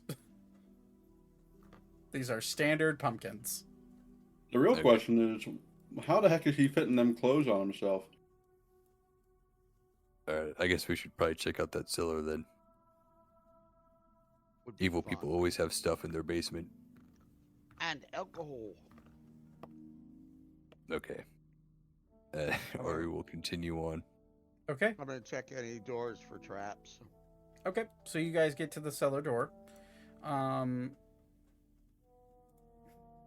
have no idea where we are in the map, so. Right there. Top right corner. Okay, I got you. You're here. Oh, I thought we were over here. Okay, so you guys see the cellar door. So at this point, the Lord has wandered away from the window. So you don't have to quite worry about it, but in your stealth checks still do hold. So you're checking for traps. Make a investigation check. Or sorry, yeah, investigation check. Sorry. That's not right because my investigation check is horrible. Wait, it's thieves' tools. Sorry, it's a thieves' tools check for you. With advantage or normal? No, it's just normal. Can I guess I'm not perfect. I don't know what I'm doing with that. Never mind. Yeah, he would be. Yeah, roll your thieves' tools check. Where the fuck are my thieves' tools? Somewhere on your sheet. Oh, there. Okay, there we go. And that's dexterity, right? Is technically a sleight of hand. I've got strength, dexterity, constitution, intelligence, wisdom, or charisma. Dex. It's dex, but it's technically a sleight of hand check. Yeah. 25. So that's fine. You did roll a natural 1. However, with your reliable talent, it makes itself a 10. So 25. I forgot about that skill. Yeah. Fucking crazy. The dude, rogues, man. You check for traps. It is not trapped, but it is locked. Alright, get us in there. Now roll another thieves' tool. Now roll another thieves' tool check if you want to try to pick the lock. I'll tell you that the DC is a 20. You beat it. He rolled 1 higher. Yes. Well, he rolled an 11. Yeah. Yeah. Sleight of hand, it's impossible for Thaddeus to roll below a 10. Okay. So, yeah, you are easily able to unlock the door. You swing the door open slightly. It makes no noise. It's quite a well-oiled door, very well taken care of. You see a door at the bottom of not a door. You see a staircase leading downwards into a cellar. It's currently dark. What do you guys want to do? Still stealth, right? Oh yeah, you're stealth. Is that it? Yeah, he is dark. Checking for I have traps. I have dark vision, right? All of you have dark vision except for Libra and Elka, Yeah, okay. which they have goggles to help with that. Yeah, I guess we'll go in and see what's in there. Okay. So, I'll go ahead and get rid of that. If you look into your top right-hand corner, as you, which I will... You guys end up right here-ish. You make your way down into the cellar, and you immediately smell mildew. Not still water, but you do see what looks to be the entrance to some sort of underwater lake that has breached into the bottom of this man's cellar. There's a giant rock in the center. You see various broken boxes and barrels stacked about. But the only light you see is coming from the sky above, the setting sun. And it's quite dark down here. However, with your dark vision, you can see majority of the chamber. It just seems to be a odd choice to have underneath your house. But there's nothing down here. There's nobody down here. You can make an investigation check I see a door. check in. Yeah, I guess we can investigate. That's not a door, by the way. That's not? Nope. That is it is a door. It is a broken door that is leaning up against the wall. But that's not an actual door frame. Yeah. You tricked me. I did. Sorry, I'm getting over being sick. Investigation. As a door. Dirty 20. Okay, dirty 20, and then Ty rolled 9. Okay, looking around, you see the door kind of leaning up against a giant flat stone slab.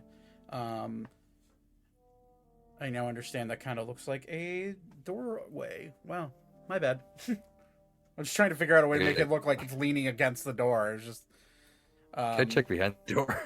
I guess. It's a stone slab. It's just a flat stone slab, nothing on it. Just a part, seems to be a part of the wall. Maybe it was patched up at one point with a different type of stone. It does not match the normal cobblestone that makes up the walls. Well, this is weird. However, when you look through the barrels, I assume that's what you're pointing at. Mm-hmm. They're broken. There's old watery, watered down booze, maybe. Nothing too insane in there. However, Ori, with your dirty 20, you kind of like glance over to the box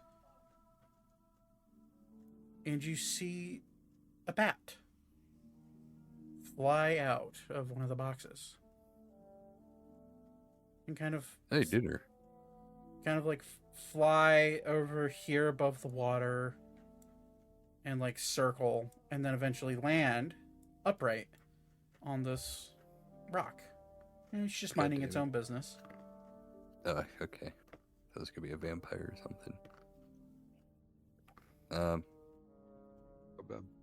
Or we'll look at the bat. Hello. Is there anything evil down here?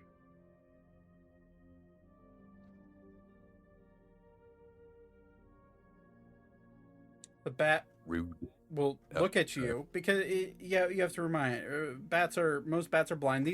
This bat has eyes. However, it is clearly not quite seeing you. As you start talking, it hears you and looks towards your direction and is actively listening to you. It's looking your way, not moving, not flinching, just kind of looking at you as you're talking. What do bats eat? Thaddeus, I'm asking you. I think bugs. Is there any bugs around? With that dirty 20 investigation check, yeah, you see a dragonfly landing on the wall. Seems like it just got done flying off of the small little portion of the water. Or we will attempt to snatch it. Make a acrobatics check.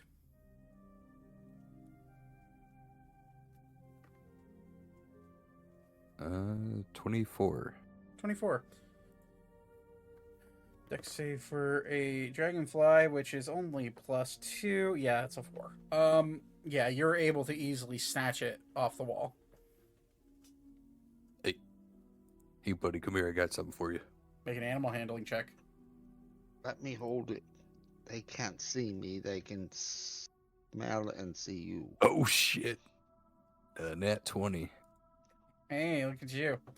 And my 21. Wait, I thought my animal handling was better than that. Whatever.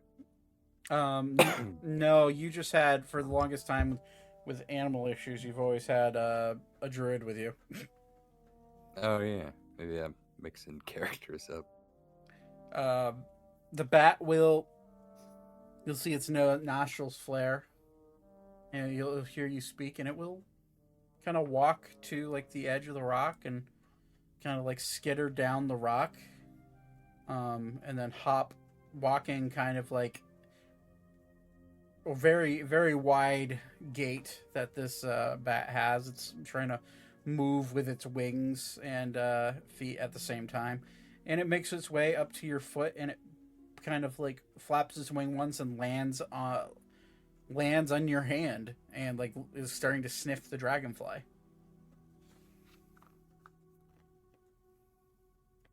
This is the best day of my life.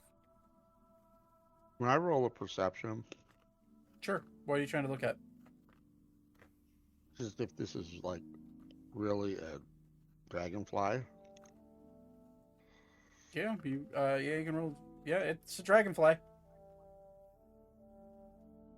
You've seen dragonflies. This is a dragonfly that Ori has captured in between his fingers, currently attempting to feed the bat.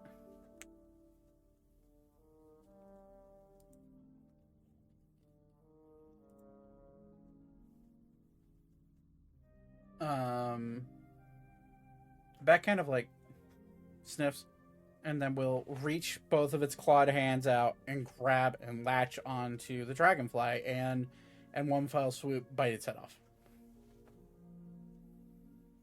Good boy. I'm a girl, asshole. Wait. Shit. It says. Good.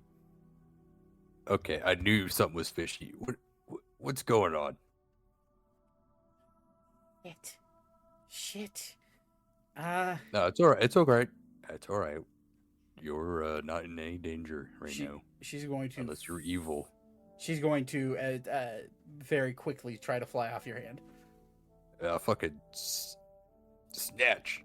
Make a grapple attempt. So we're combating. You're using acrobatics, and she can use athletics or acrobatics to try to escape.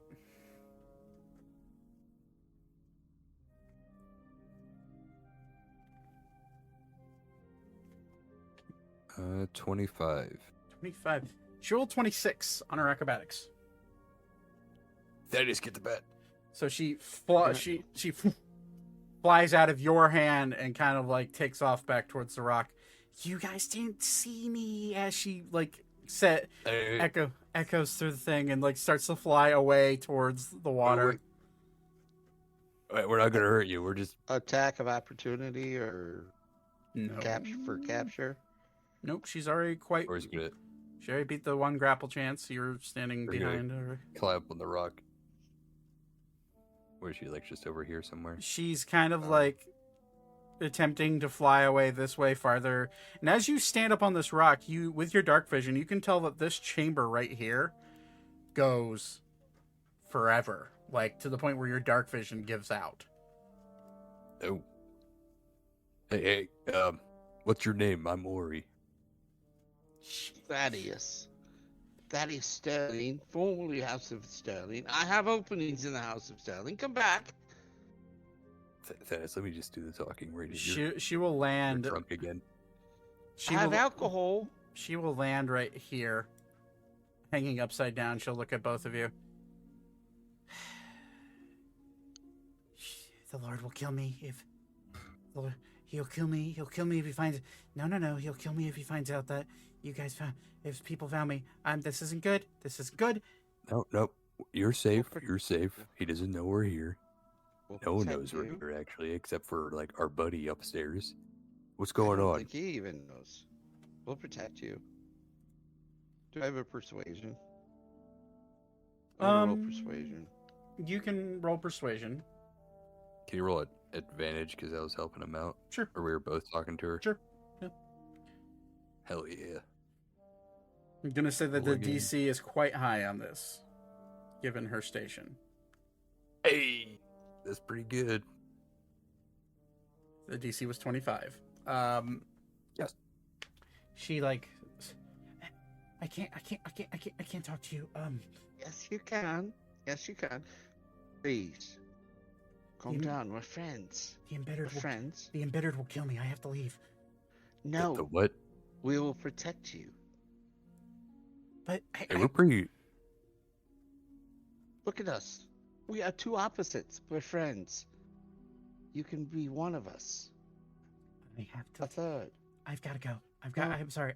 I understand. I'm not. That's why. No. That's why I'm not being. That's why I'm not going to try to kill you guys.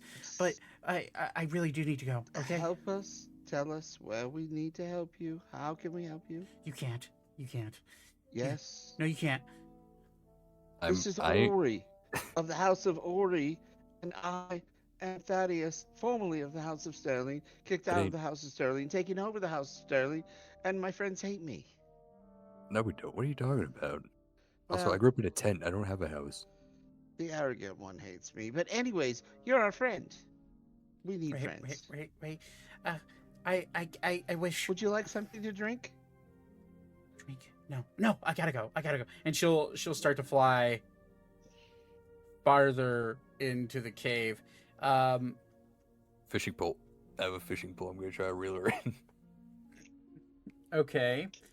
I'm gonna say at this distance, because she's at this point. How far is she now? A bat's fly speed is 40 feet. Misty step. So you're misty stepping as far as you can see. I want you to understand something though. Misty step only works with an unoccupied space that you can see within 30 feet. So you're gonna get about there, and you're gonna be in water. That's okay. Question. Because I'm a dick. Answer. Can I see something I can throw a dagger into? You can certainly try. As she's flying away, her AC is getting higher and higher and higher. Okay. I'm not her dagger, not her AC. Something I can throw into a dagger and teleport to get closer to her. You could do that. How far can you throw? That's why you have to roll a. You have to roll a d6. Is it 60 feet? It's d6 times 10. Okay, hold on. So roll a d6 and then times it by 10, and that's how far you can teleport. 40 feet. So that will take you to quite where you're at. That'll take you pretty much just into the ledge. And she is, for the sake of 40 feet, she was right here. She's now 70 feet away from the edge of the rock, from you, Thaddeus. So you can get within 30 feet of her, but she's actively flying away. Well, I'm going to try that. Okay. Go ahead and try it. So throw. I'm going to say make an attack roll with your dagger. Actually, no, it's wherever you can see. So you're going to be teleporting to an unoccupied space, and you are teleporting into a unknown body of water. You have no idea how deep it is, and you have no idea how far down it goes. A wall. Is the wall there or not? This is a overhang of a cave where I have the. This is an overhang of a cave, and the water goes all the way back as far as the eye can see. Okay, I'm trying not to go underwater or land in the water. I'm trying to land above the water. You will not be able to. The farthest you can go is right here. I'll let you stand on that little bit of rubble that's sticking up out of it, of a broken down wall. But as far as the eye can see, once you get beyond this this cave overhang here, it's water as far as the eye can see. Underground. Right. So yes, you could be right here, and you would be about 40 feet away from her. I'm going to throw my dagger and teleport over there. Okay, no problem. You're there. And I'm going to again call out to her and say, please don't run. We need your help, and I think you need ours. I gotta go. He's gonna be here soon. I can't. Who? Come back. The embittered. He'll be here any moment. No, come back. We'll help you. I'm gonna say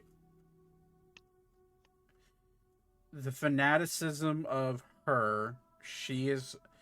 I will allow a persuasion check with advantage one more time, but know that the DC is the 30 for her to actually stop. She's willing to tell you who's coming, which is what the first persuasion check was. But the second one is to convince her. Here we go. Roll with advantage. Unfortunately, that falls short. She goes, if you know what's good for you, you would get out of here too. I gotta go. And she just continues flying through the cave. While we stop there for a second, we're gonna go to Arval because we've been patiently waiting for this book. All right. So you rolled it was a really high investigation check, right? Yeah, 24. So you were specifically looking for books on Mithrade, correct? Mm-hmm. Yeah.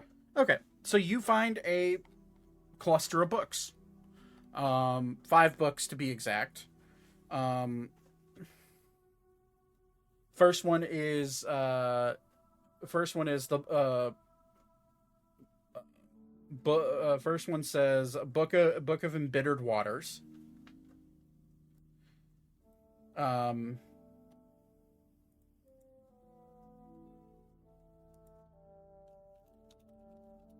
right, I guess I'll look through it. Take a peek through it. Okay. You read. Can you read Celestial? Yeah. Okay. In Celestial, it reads, "In the beginning, there was only her and her aurate chalice." The aureate. It's aureate chalice. The aureate chalice of her hand let slip 2 original streams. One was white, one was black. One was the antidote, the other venom. Her maw dripped with the pitch shadow and soon turned to stone. Fires erupted from the snow and created life of both flesh and bone. The stream of light from her eyes flowed effortlessly along the spatial plane, soon becoming the winds and skies. Light in all that is holy in the heavens. Lesser gods, and it's in quotations, born of her spilled venom, grew pride and claimed her works as their own. They are but fragments, shadows tasted of her drought. Worship them not, for they are but dregs. Their power was born of her, not of their own ability. And then there's a bunch more verses after that. But that is the first verse you read when opening up this book.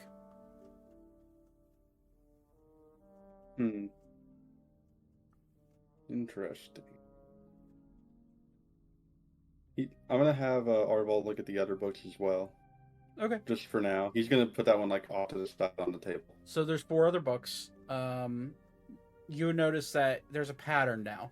On each brim of the book, there is a inscribed message. The first one being, "In the beginning, there was only her and her aureate chalice." This one being, book 2 says, "Know this truth: life itself is the poison." Number 3, "Those who would follow her must drink as I drank." Number 4, "As the first cup was poured, so shall the last cup be drained." And number 5, "I who lay dying in the dust was bitten and made whole. I drank and was unmade. I drank again and was remade." Arvold's just gonna skip ahead a little bit and read that last one. Okay. It says, "I who lay dying in the dust." And so the first thing it says is it basically regurgitates the phrase, "I who lay dying in the dust was bitten and made whole. I drank and was unmade, and I drank again and was remade. For 10 days and 10 nights I was tortured with the rubies once implanted in my hands, being shattered by bandits. Nailed into a stone wall in the pain, I dreamed and felt the grip of her fangs. She marked me with those fangs, and through me her voice is poured. I came free from my shackles and provided those bandits their final antidote, a cure to their life, which was death. The ineffable light that sunders in my hands is her gift to me, a testament to her strength. Therefore, hearken to my words, as you would to her lips, for I am her prophet, the first of the embittered. Whoever despises me despises her. Whoever follows me drinks from her hand. So drink, O children of venom. Drink, O children of cure. Drink and be whole in her chalice, for she is the beginning and the ending, the wound and the salve, the fang and the balm. One cup, one goddess, one truth." And then it's signed, "The first embittered."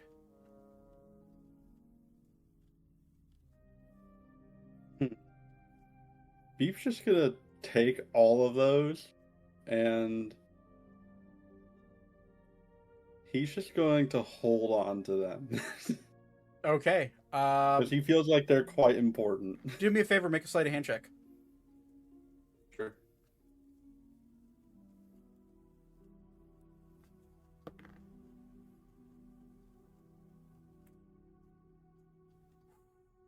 Okay, so I'm going to tell you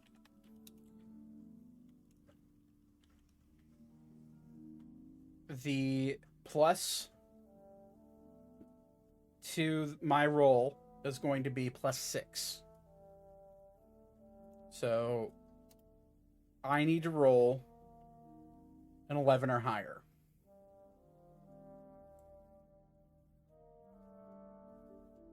That is a Damn. 20. As you pocket the books, your brain is filled with echoing words that you just read. You can't get them out of your brain. It's hurting your brain. You can't get it out. It's starting to eat away at your consciousness. I need you to make a wisdom saving throw.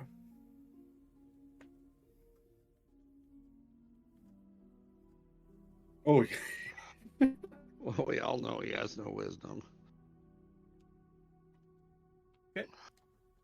As you feel your brain start to effectively eat away on itself, roll something.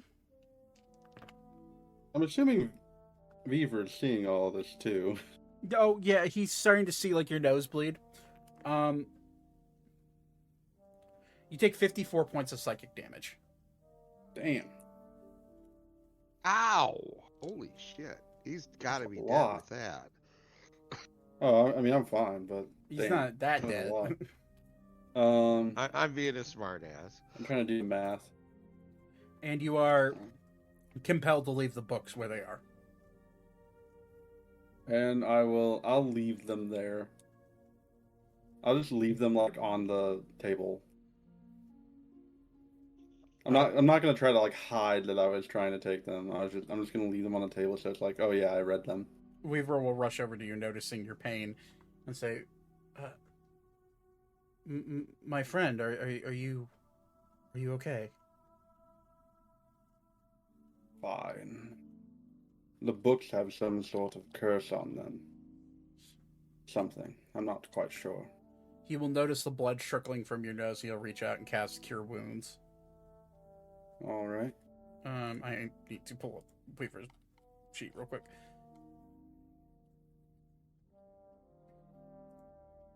It seems both Mousy and Brett were not feeling well, by the way. Mousy had to leave early. Yeah, a lot of people have been sick recently. I mean, This is just that time of year. I was sick late last week, or early last week, I should say. Sunday. Yeah. I was not feeling well. Yeah, there's like, I guess there's something going around. Yeah. Okay. So Cure Wounds. Where the hell are you, Cure Wounds? Ah, there you are. Okay. He will go ahead and do it at the 3rd level. It's 22 points of healing to you. Okay. And you'll feel your nose stop bleeding, and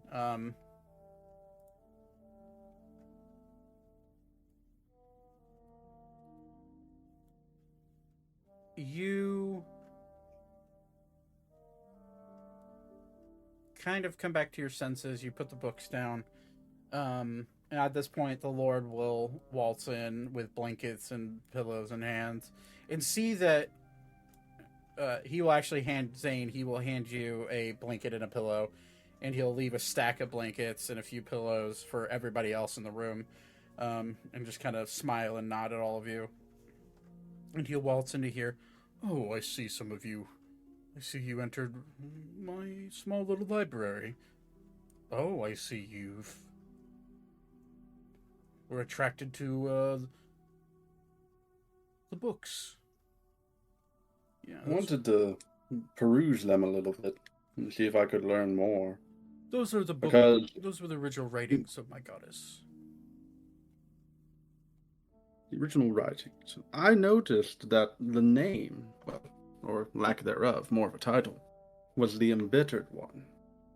Does that person have a proper name? Are they long dead? I am unaware of their actual name. However, they aren't dead. They are the champion. of our goddess. He wanders the world as a bit of a, I'd say more of a natural occurrence more than an actual person. He wanders into a town, spreads our good word, and leaves like a ghost. Some say he's a fallen angel, some say he's a reborn prophet. None really knows. However, he is an expert at wielding my matron's gifts. I'm but a novice, but he's quite versed. Was that the friend you were speaking of that was God touched, or was that someone else? That was... He kind of like pauses. Not that he doesn't want to tell you. With both your and Weaver's passive perception and passive insight, it's almost as if he's forced to not tell you. And that was another person. However, it wouldn't shock me if he was God touched, given he is a champion. I don't know, maybe. Can I roll like an actual insight to see if he is lying? Okay. Yeah, of course. 17.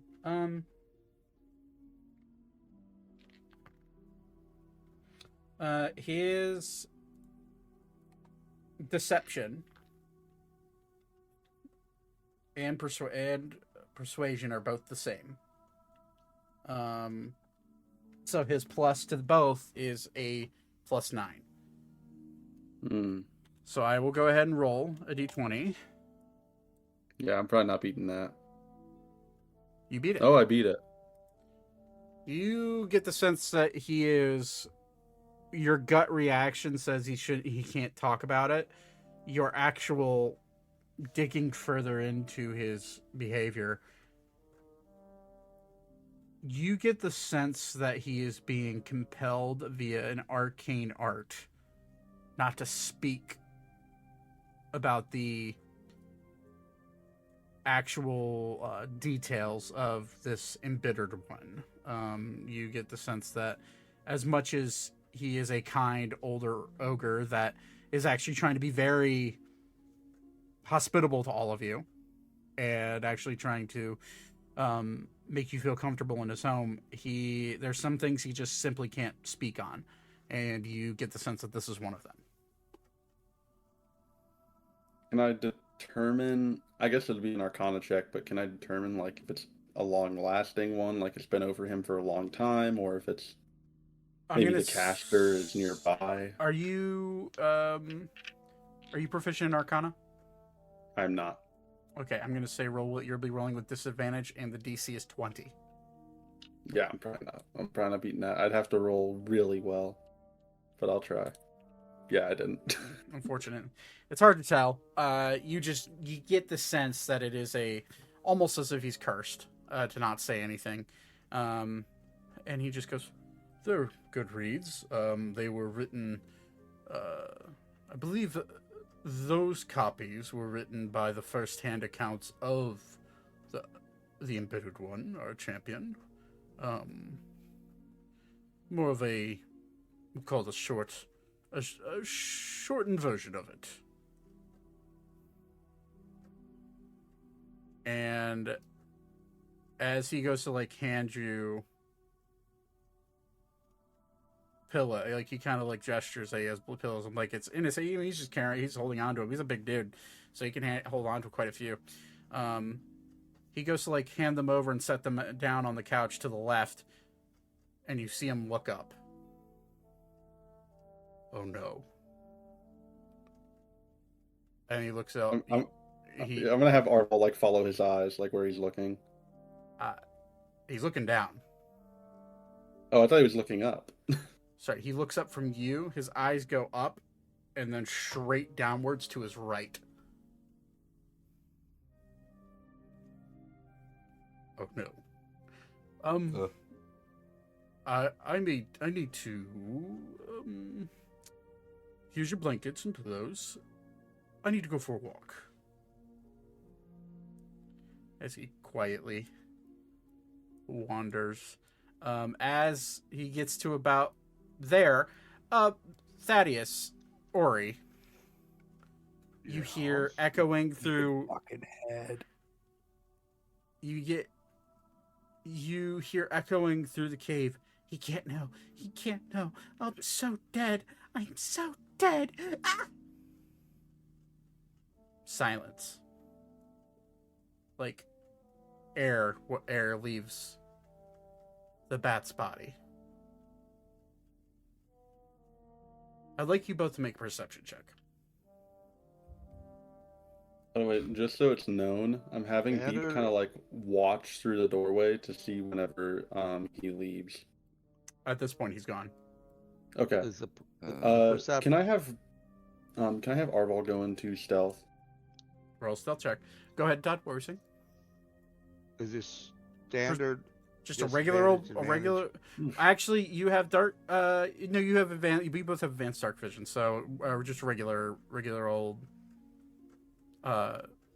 Perception check, please. 12. 12.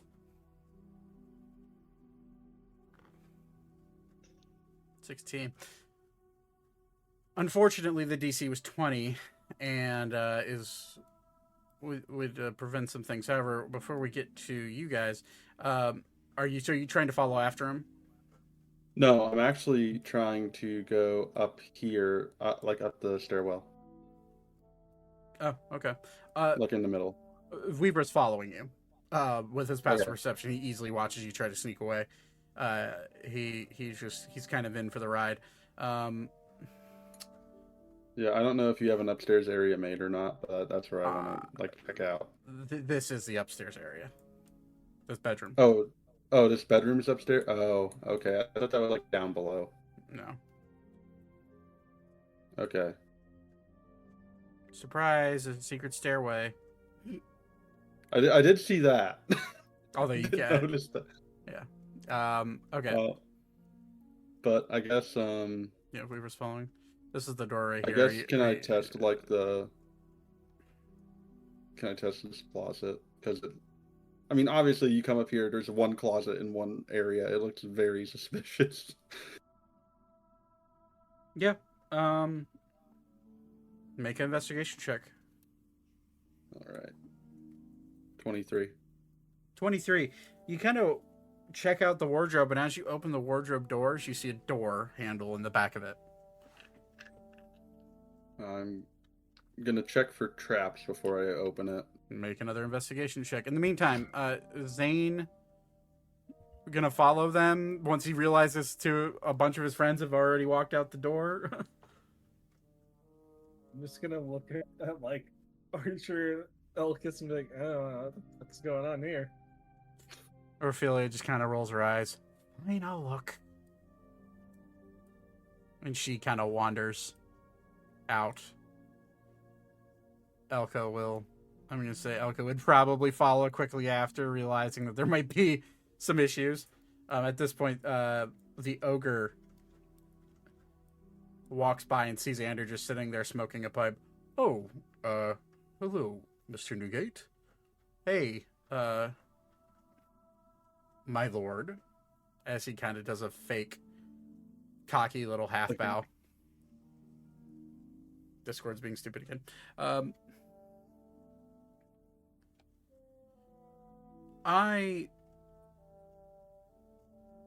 What are you doing out here? I thought you said the forest was dangerous at night.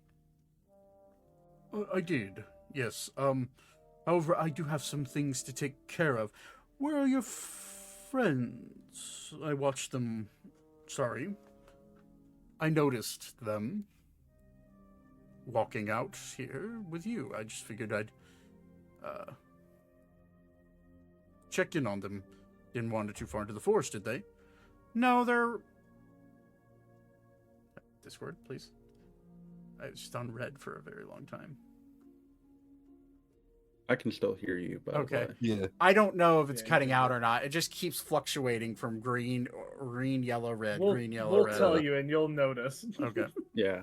It's It just distracting. keeps bouncing back. Yeah, that's exactly when what you're it's talking doing. really fast sometimes. Yep. Andrew just kind of looks at him. They just went on a little bit of a walk. They'll be back soon. And he will roll a deception check. That's a natural 1. God damn it! The one time.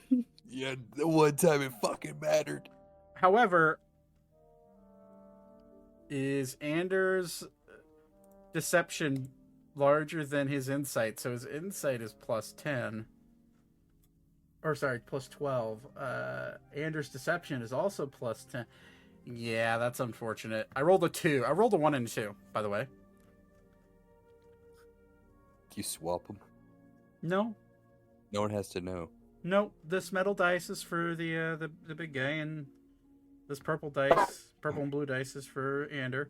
Can you remind me to kill him when we're done? Ander will look over his shoulder. Unalive him. Killing is fine.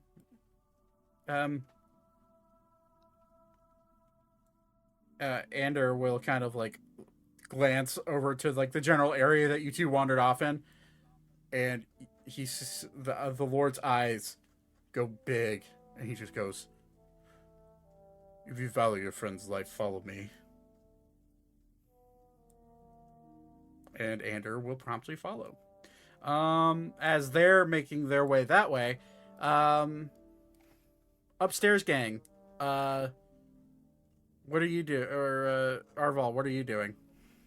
I was investigating to see if the that knob behind the initial wardrobe was Trapped her in any way. Nope, Yeah. not trapped, not even locked. It's wide open.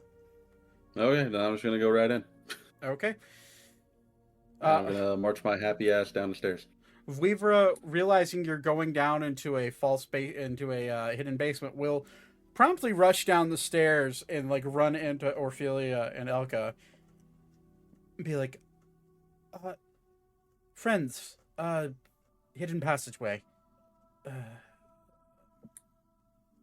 The beeping one, he went down, and he will come over. The beeping one. And he will come over and look at you, Zane. So ominous. Zane, your assistance may be needed. As he says nothing else and just runs up the stairs, being followed by Ophelia and Elka. Elkis and Archer are like, "Do we go help them?" "Nah, they'll be fine. I've been hearing what's going on anyways," Archer says. "We'll jump in if they need help. We know where they're going." So they're going to stay there. As various parties are encroaching on this cellar, Ori, Thaddeus, you hear the choking sounds of the bat that you were just talking to.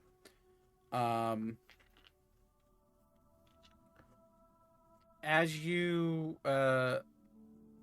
stand there, you hear echoing through the cave, "Can you believe this little shrimp? That's why we place curses on people. If they blab too much, then people are going to know our secrets." "Yes, I know, my dear, but unfortunately it's just the nature of things. This alliance must be held in order for our friends' plan to take full suit. So, shall I deal with them by myself, or would you like to get your daggers dirty?" "Oh, please, can I slice him up? I really want to pay him back for last time." Hey, Thaddeus, maybe you should come closer to me. "I suppose." Thaddeus, make a dexterity saving throw. Thaddeus! Normal? Just normal dexterity saving. Natural. Oh my god.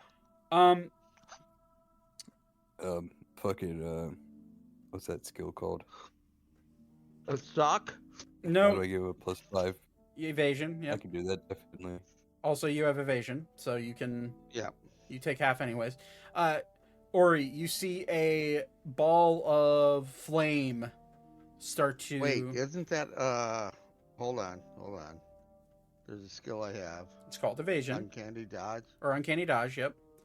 That works for attacks that are rolling to hit you. You're thinking of evasion. I've said it twice or 2 or 3 times now. And I've heard it. yeah, and you failed your save, so you get half damage anyways. That's the point of evasion. Okay. Ori, yeah, if you succeed, you don't take damage. Yeah. Ori, as Thaddeus looks back at you, is saying, "Thaddeus, can you come back? You should probably get back here."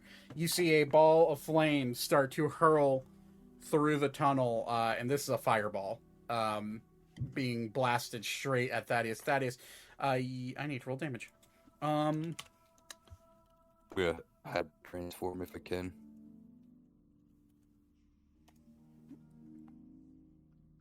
What was your question? Sorry. I just got hybrid transform. Okay. If I can. That's fine. Thaddeus, you take 18 points of fire damage as a fireball comes crashing through the tunnel at you. You're able to withstand it pretty easily, since you've been hit by magical flames before. Ori, with your Can I use evasion and take half of that? I already halved it. You did. Okay. It was 35 damage. It's now 18. Okay. You hear echoing through the tunnel. I guess that one's a little bit more hardier than I remember. All right. What? And walking in out of the shadows, you see 2 familiar faces. God damn it. I need to grab them real quick and move them onto that board. Right here, yep. Right there and right there. Boop, right click. Token time. What? Walking along the water. Now I wish I was with the underground crew because I really want to smack that bitch in the face. Sorry. Walking along the water, you see 2 familiar faces that you have faced in prior conflict on numerous occasions. You see, well, one more than the other. You see Zagos, the Herald of Death, the lich that accompanies Torben, casually walking along the water as his fingers pointed out towards you, Thaddeus. I would say at this point you are surprised. I will give you an option to, if you want to, you can go back towards Ori with movement as a reaction to getting hit with a fireball as part of the evasion.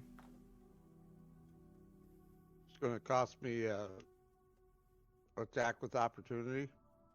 Well, nope. They are walking into you. They are not even in your melee range. So attack of opportunities only happen if they're in your melee range and they leave.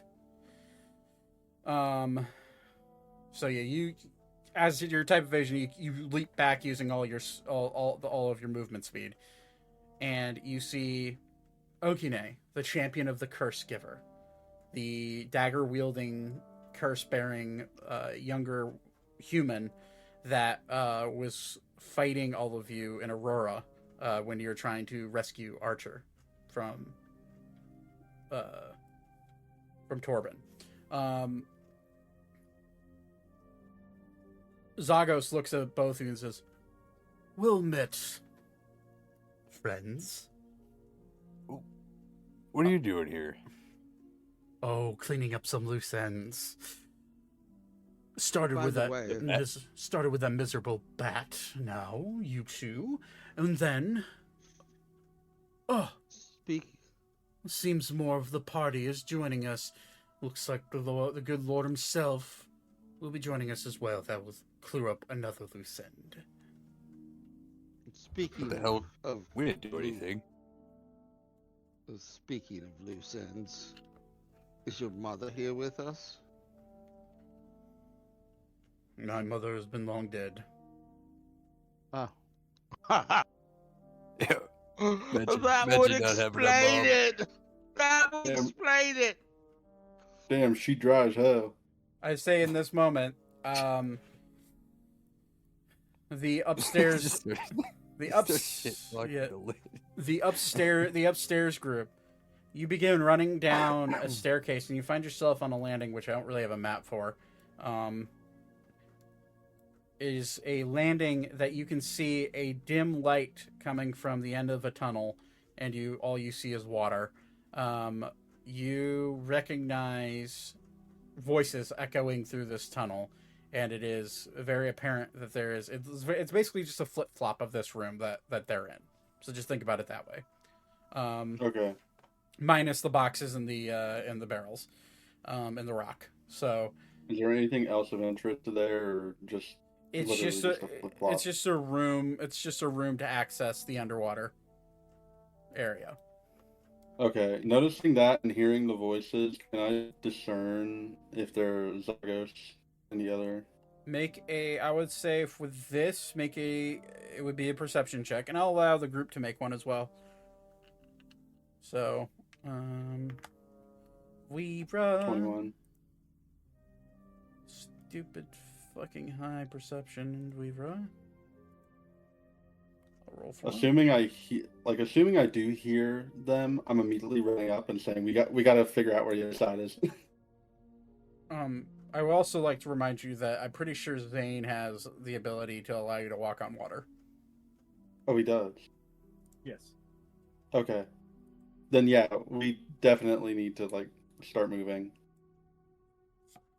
Wait, is that a concentration thing? I think that's an item, is it not? It's a ring. You slip it on. Wait, how many do you have? I have 7 of them. Okay. Give me one of them rings. That's for Elka. I'll hand one to you. Alright. Arvol's gonna slip on one of them rings real quick. And Orthelia, that's higher. Thaddeus's cat Twister says, "How the fuck that bitch up?" With your 21, yes, you do recognize. You can't quite pin who they are, but you can recognize the sounds of Ori's and Thaddeus's voices echoing, talking to someone in a kind of hostile / defensive way. So if you guys want to sprint to join, you can. I'm gonna before that. In this round, I'm gonna yell up really quick and just say, "Call Elkis and Archer." Or feeling like, fucking do it. And hey, lovebirds, as they're making out on the couch. Only one's the bird. Lovebirds, hey, creepy shit happening down below. Let's go. Fine, whatever. And they will follow. So anyways, okay, so I'm going to say you guys have if you want to use your entire movement and speed and action and bonus action, I will allow 5 times your movement speed. And the corridor... Are you talking for the upstairs group? Yes, upstairs, once you get to the bottom, yes, to walk on water, to run across. That way you can get in behind these two. Okay. So running, that will get all of you actually, because if average speed is 30 feet and 150, that'll get you all pretty much the edge, right behind them in the tunnel. Let me check one thing.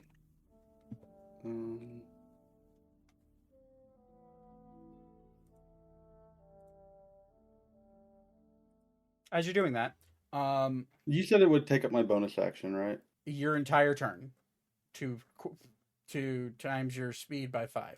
It's 150 feet from the equivalent shore to where they're at. If I did kinetic jaunt, would that change anything? Just use my bonus action and then use the rest of my movement, action, everything? No, you need your entire turn to get that benefit. Okay, then I'll do that. Then I'll just run up and probably position myself here. Yeah. So position your characters wherever you want. I will say Elka would probably be right up in their grill. Archer as well. Also, will be right up on this bitch. Weaver will stay back, along with Elkis right there. They're You're- so strong that they're existing in 2 planes. Yeah. And I would say Ophelia would be able to make, actually her speed's ridiculous, so for a mage. So she's gonna make it here floating. As I get up on this lady, I'm gonna be like, hey, nice to see you again. Can't wait to smack you with these fucking things. so- I'm gonna hold up my fists. So as Yeah, you get him. So as you come running up, you hear Zago say, "Oh, it seems more have joined the party." As the Lord and Ander also, at this point, make their way down.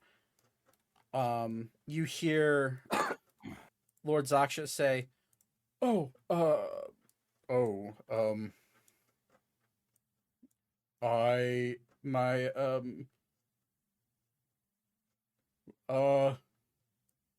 Hey, what's going on here?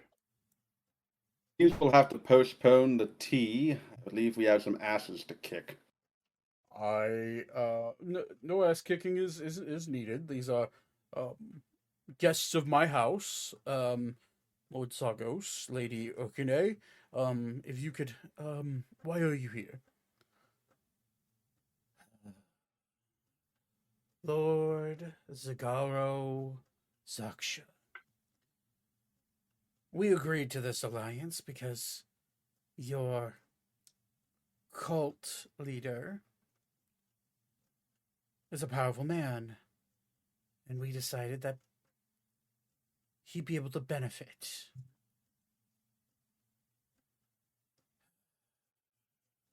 But seeing as his closest followers are idiots allowing enemies of our Lord Torben, not Turban, Jesus, Zach. Turban. The Turban's the enemy. That's his Someone brother. get Weaver. Lord Turban. That's what we're gonna start calling Vivra. Lord of the Turban, yeah. Lord Turban. God, You can you tell? Muslim bitch. Anyways, we thought that you've seem to have fallen from your graces since you're mingling with these worms. Hey, Okay, Hey, we're rat bastards, you asshole. we're not worms. You look like you have been eaten by them. okay. You look like at you. shit. You look You don't shittier even than have any last time skin I left. saw you. In the name. I'm not even Of the talking to the house. fucking undead guy. I'm talking Ori, shut to the the bitch fuck behind up. you. Ori, stop. Hey, we're on the same team. Why are you yelling at me? Hold on. In the You really name... gonna interrupt my shit talking? Hey, Oh, skeleton God. boy. Do you have a boner And- for your woman there? In the name of the House of Sterling, formerly of the House of Sterling, currently taking over the House of Sterling, with my friends the Brass Bastards. Zagos disappears. Brass bastards. Brass Bastards. Wait, okay, hold on. Ah. He disappears, but Can't even get our name right. And appears right here in front of Lord Zagos, or not Zagos. okay, I was gonna say I better be able to see him because I have true sight. You up. He teleports. Clearly teleports. Oh, he teleported. Okay, that makes sense. So no attack of opportunity on him since he he teleported. And he'll just say, "Okay, dear. Silence the interminglers. I'll take care of this fat ass." And he will go to attack the Lord. As that happens, I would like every single person here to roll 2 things for me. Regular rolls. I would like everybody, 1, to roll a perception check. So I need a group perception check. Good at these. 8. 22. And they're awful usually. By the way, I know you said that Zagos is attacking. 3. Zaksha, yes. I know you said Zagos is attacking the Lord. Mhm. Is he attacking with like a physical attack or is it like a spell? You see a spell forming in his hand. I'm gonna use cutting words on him. Okay, we'll get to that in a second. I'm just letting you know.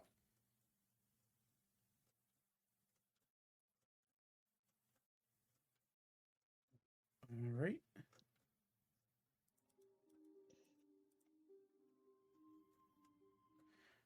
So you all hear. Okay, so perception check. So, who rolled above a 20? I'll also roll for. I'm the only one in the group that rolled above a 20. Okay. Unless you have like the ones that you have to roll for. Actually, holy shit! Everybody except for you just roll, which is really funny. Rolled like shit. What about Ori? Ori rolled like an 8. Oh, okay. Yeah, if we were just rolled a 15, Elka just rolled a 12. Elka just rolled a 16. Archer just rolled a 8 because perception's dog shit. And Ander just rolled a 19, so he doesn't quite get it. So only you, Beep. Quiet wing flaps echo through the chamber that you can hear. They are. Can I tell if it's like a lot or just like one? It's a single set of wing flaps, and these are large. Quite enough, far enough for you to hear it. And as you begin to focus in,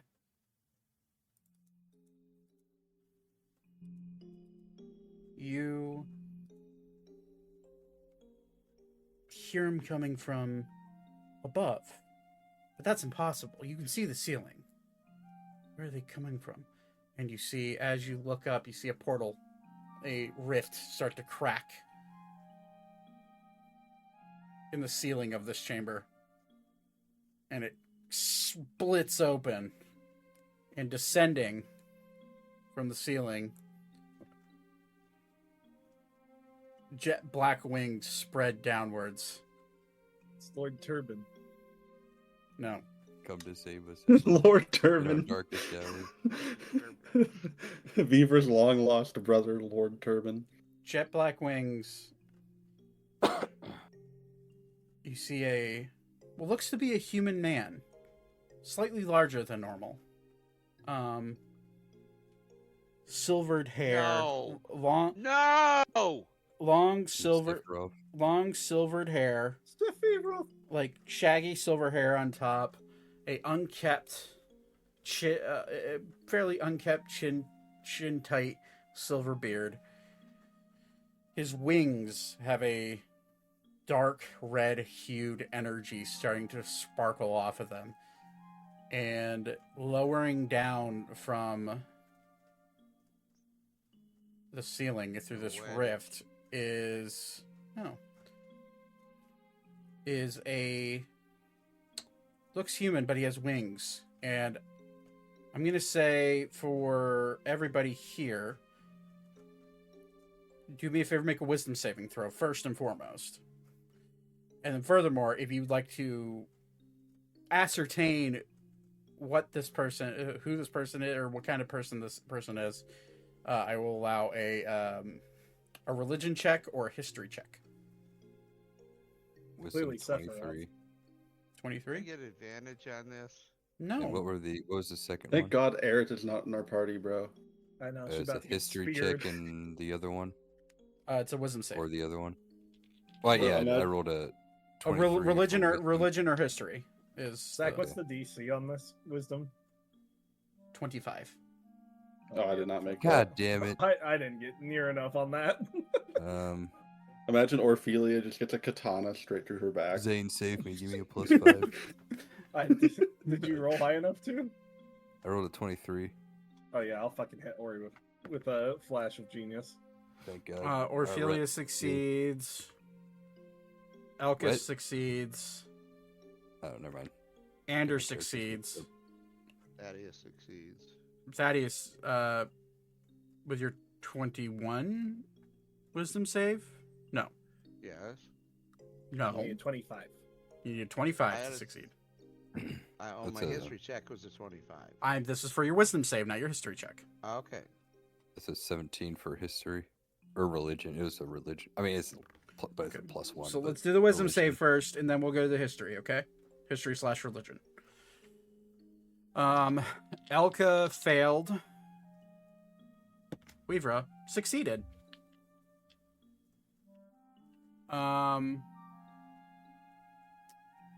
Any- he succeeded. I flashed him, so. Okay, Don't nice. say it like that. You flashed him.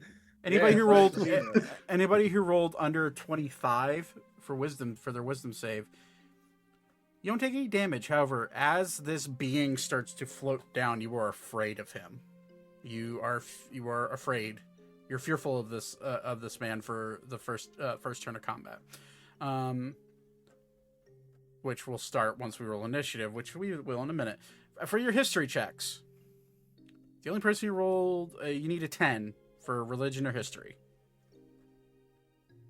So for those of you that rolled above it, I'll roll. Damn. Y'all know your history. Shit.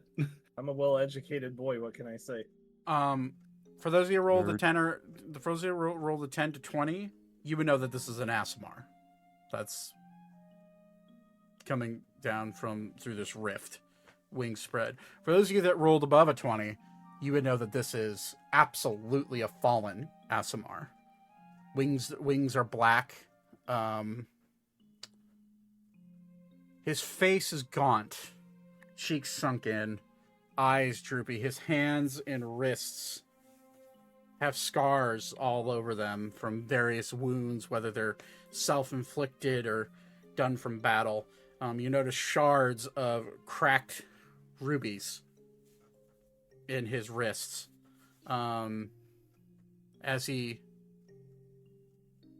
floats down, all he does is glances over to Lord Zaksha and just says, "I'm disappointed.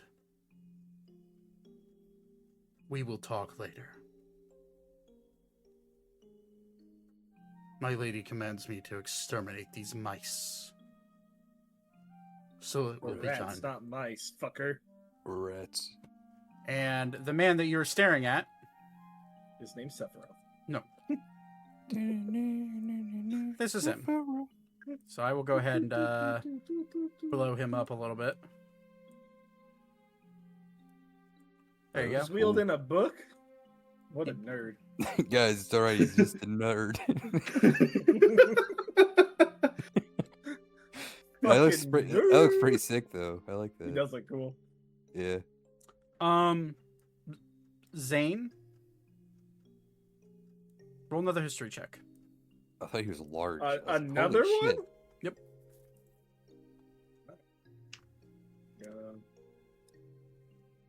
And for anyone that has a passive perception of more than a 5, which every single one of you do, you notice a scared, stunned look on Archer's, Alcus's, and Orphelia's faces. They are staring at this being floating in the sky, or floating in the room, coming downwards. As for you, Zane, with a 28, you had heard stories from Archer that they had companions when Archer accidentally awakened Torben. There was a group of students that were under the tutelage of Alistair. And as you look at this white-haired Asimar,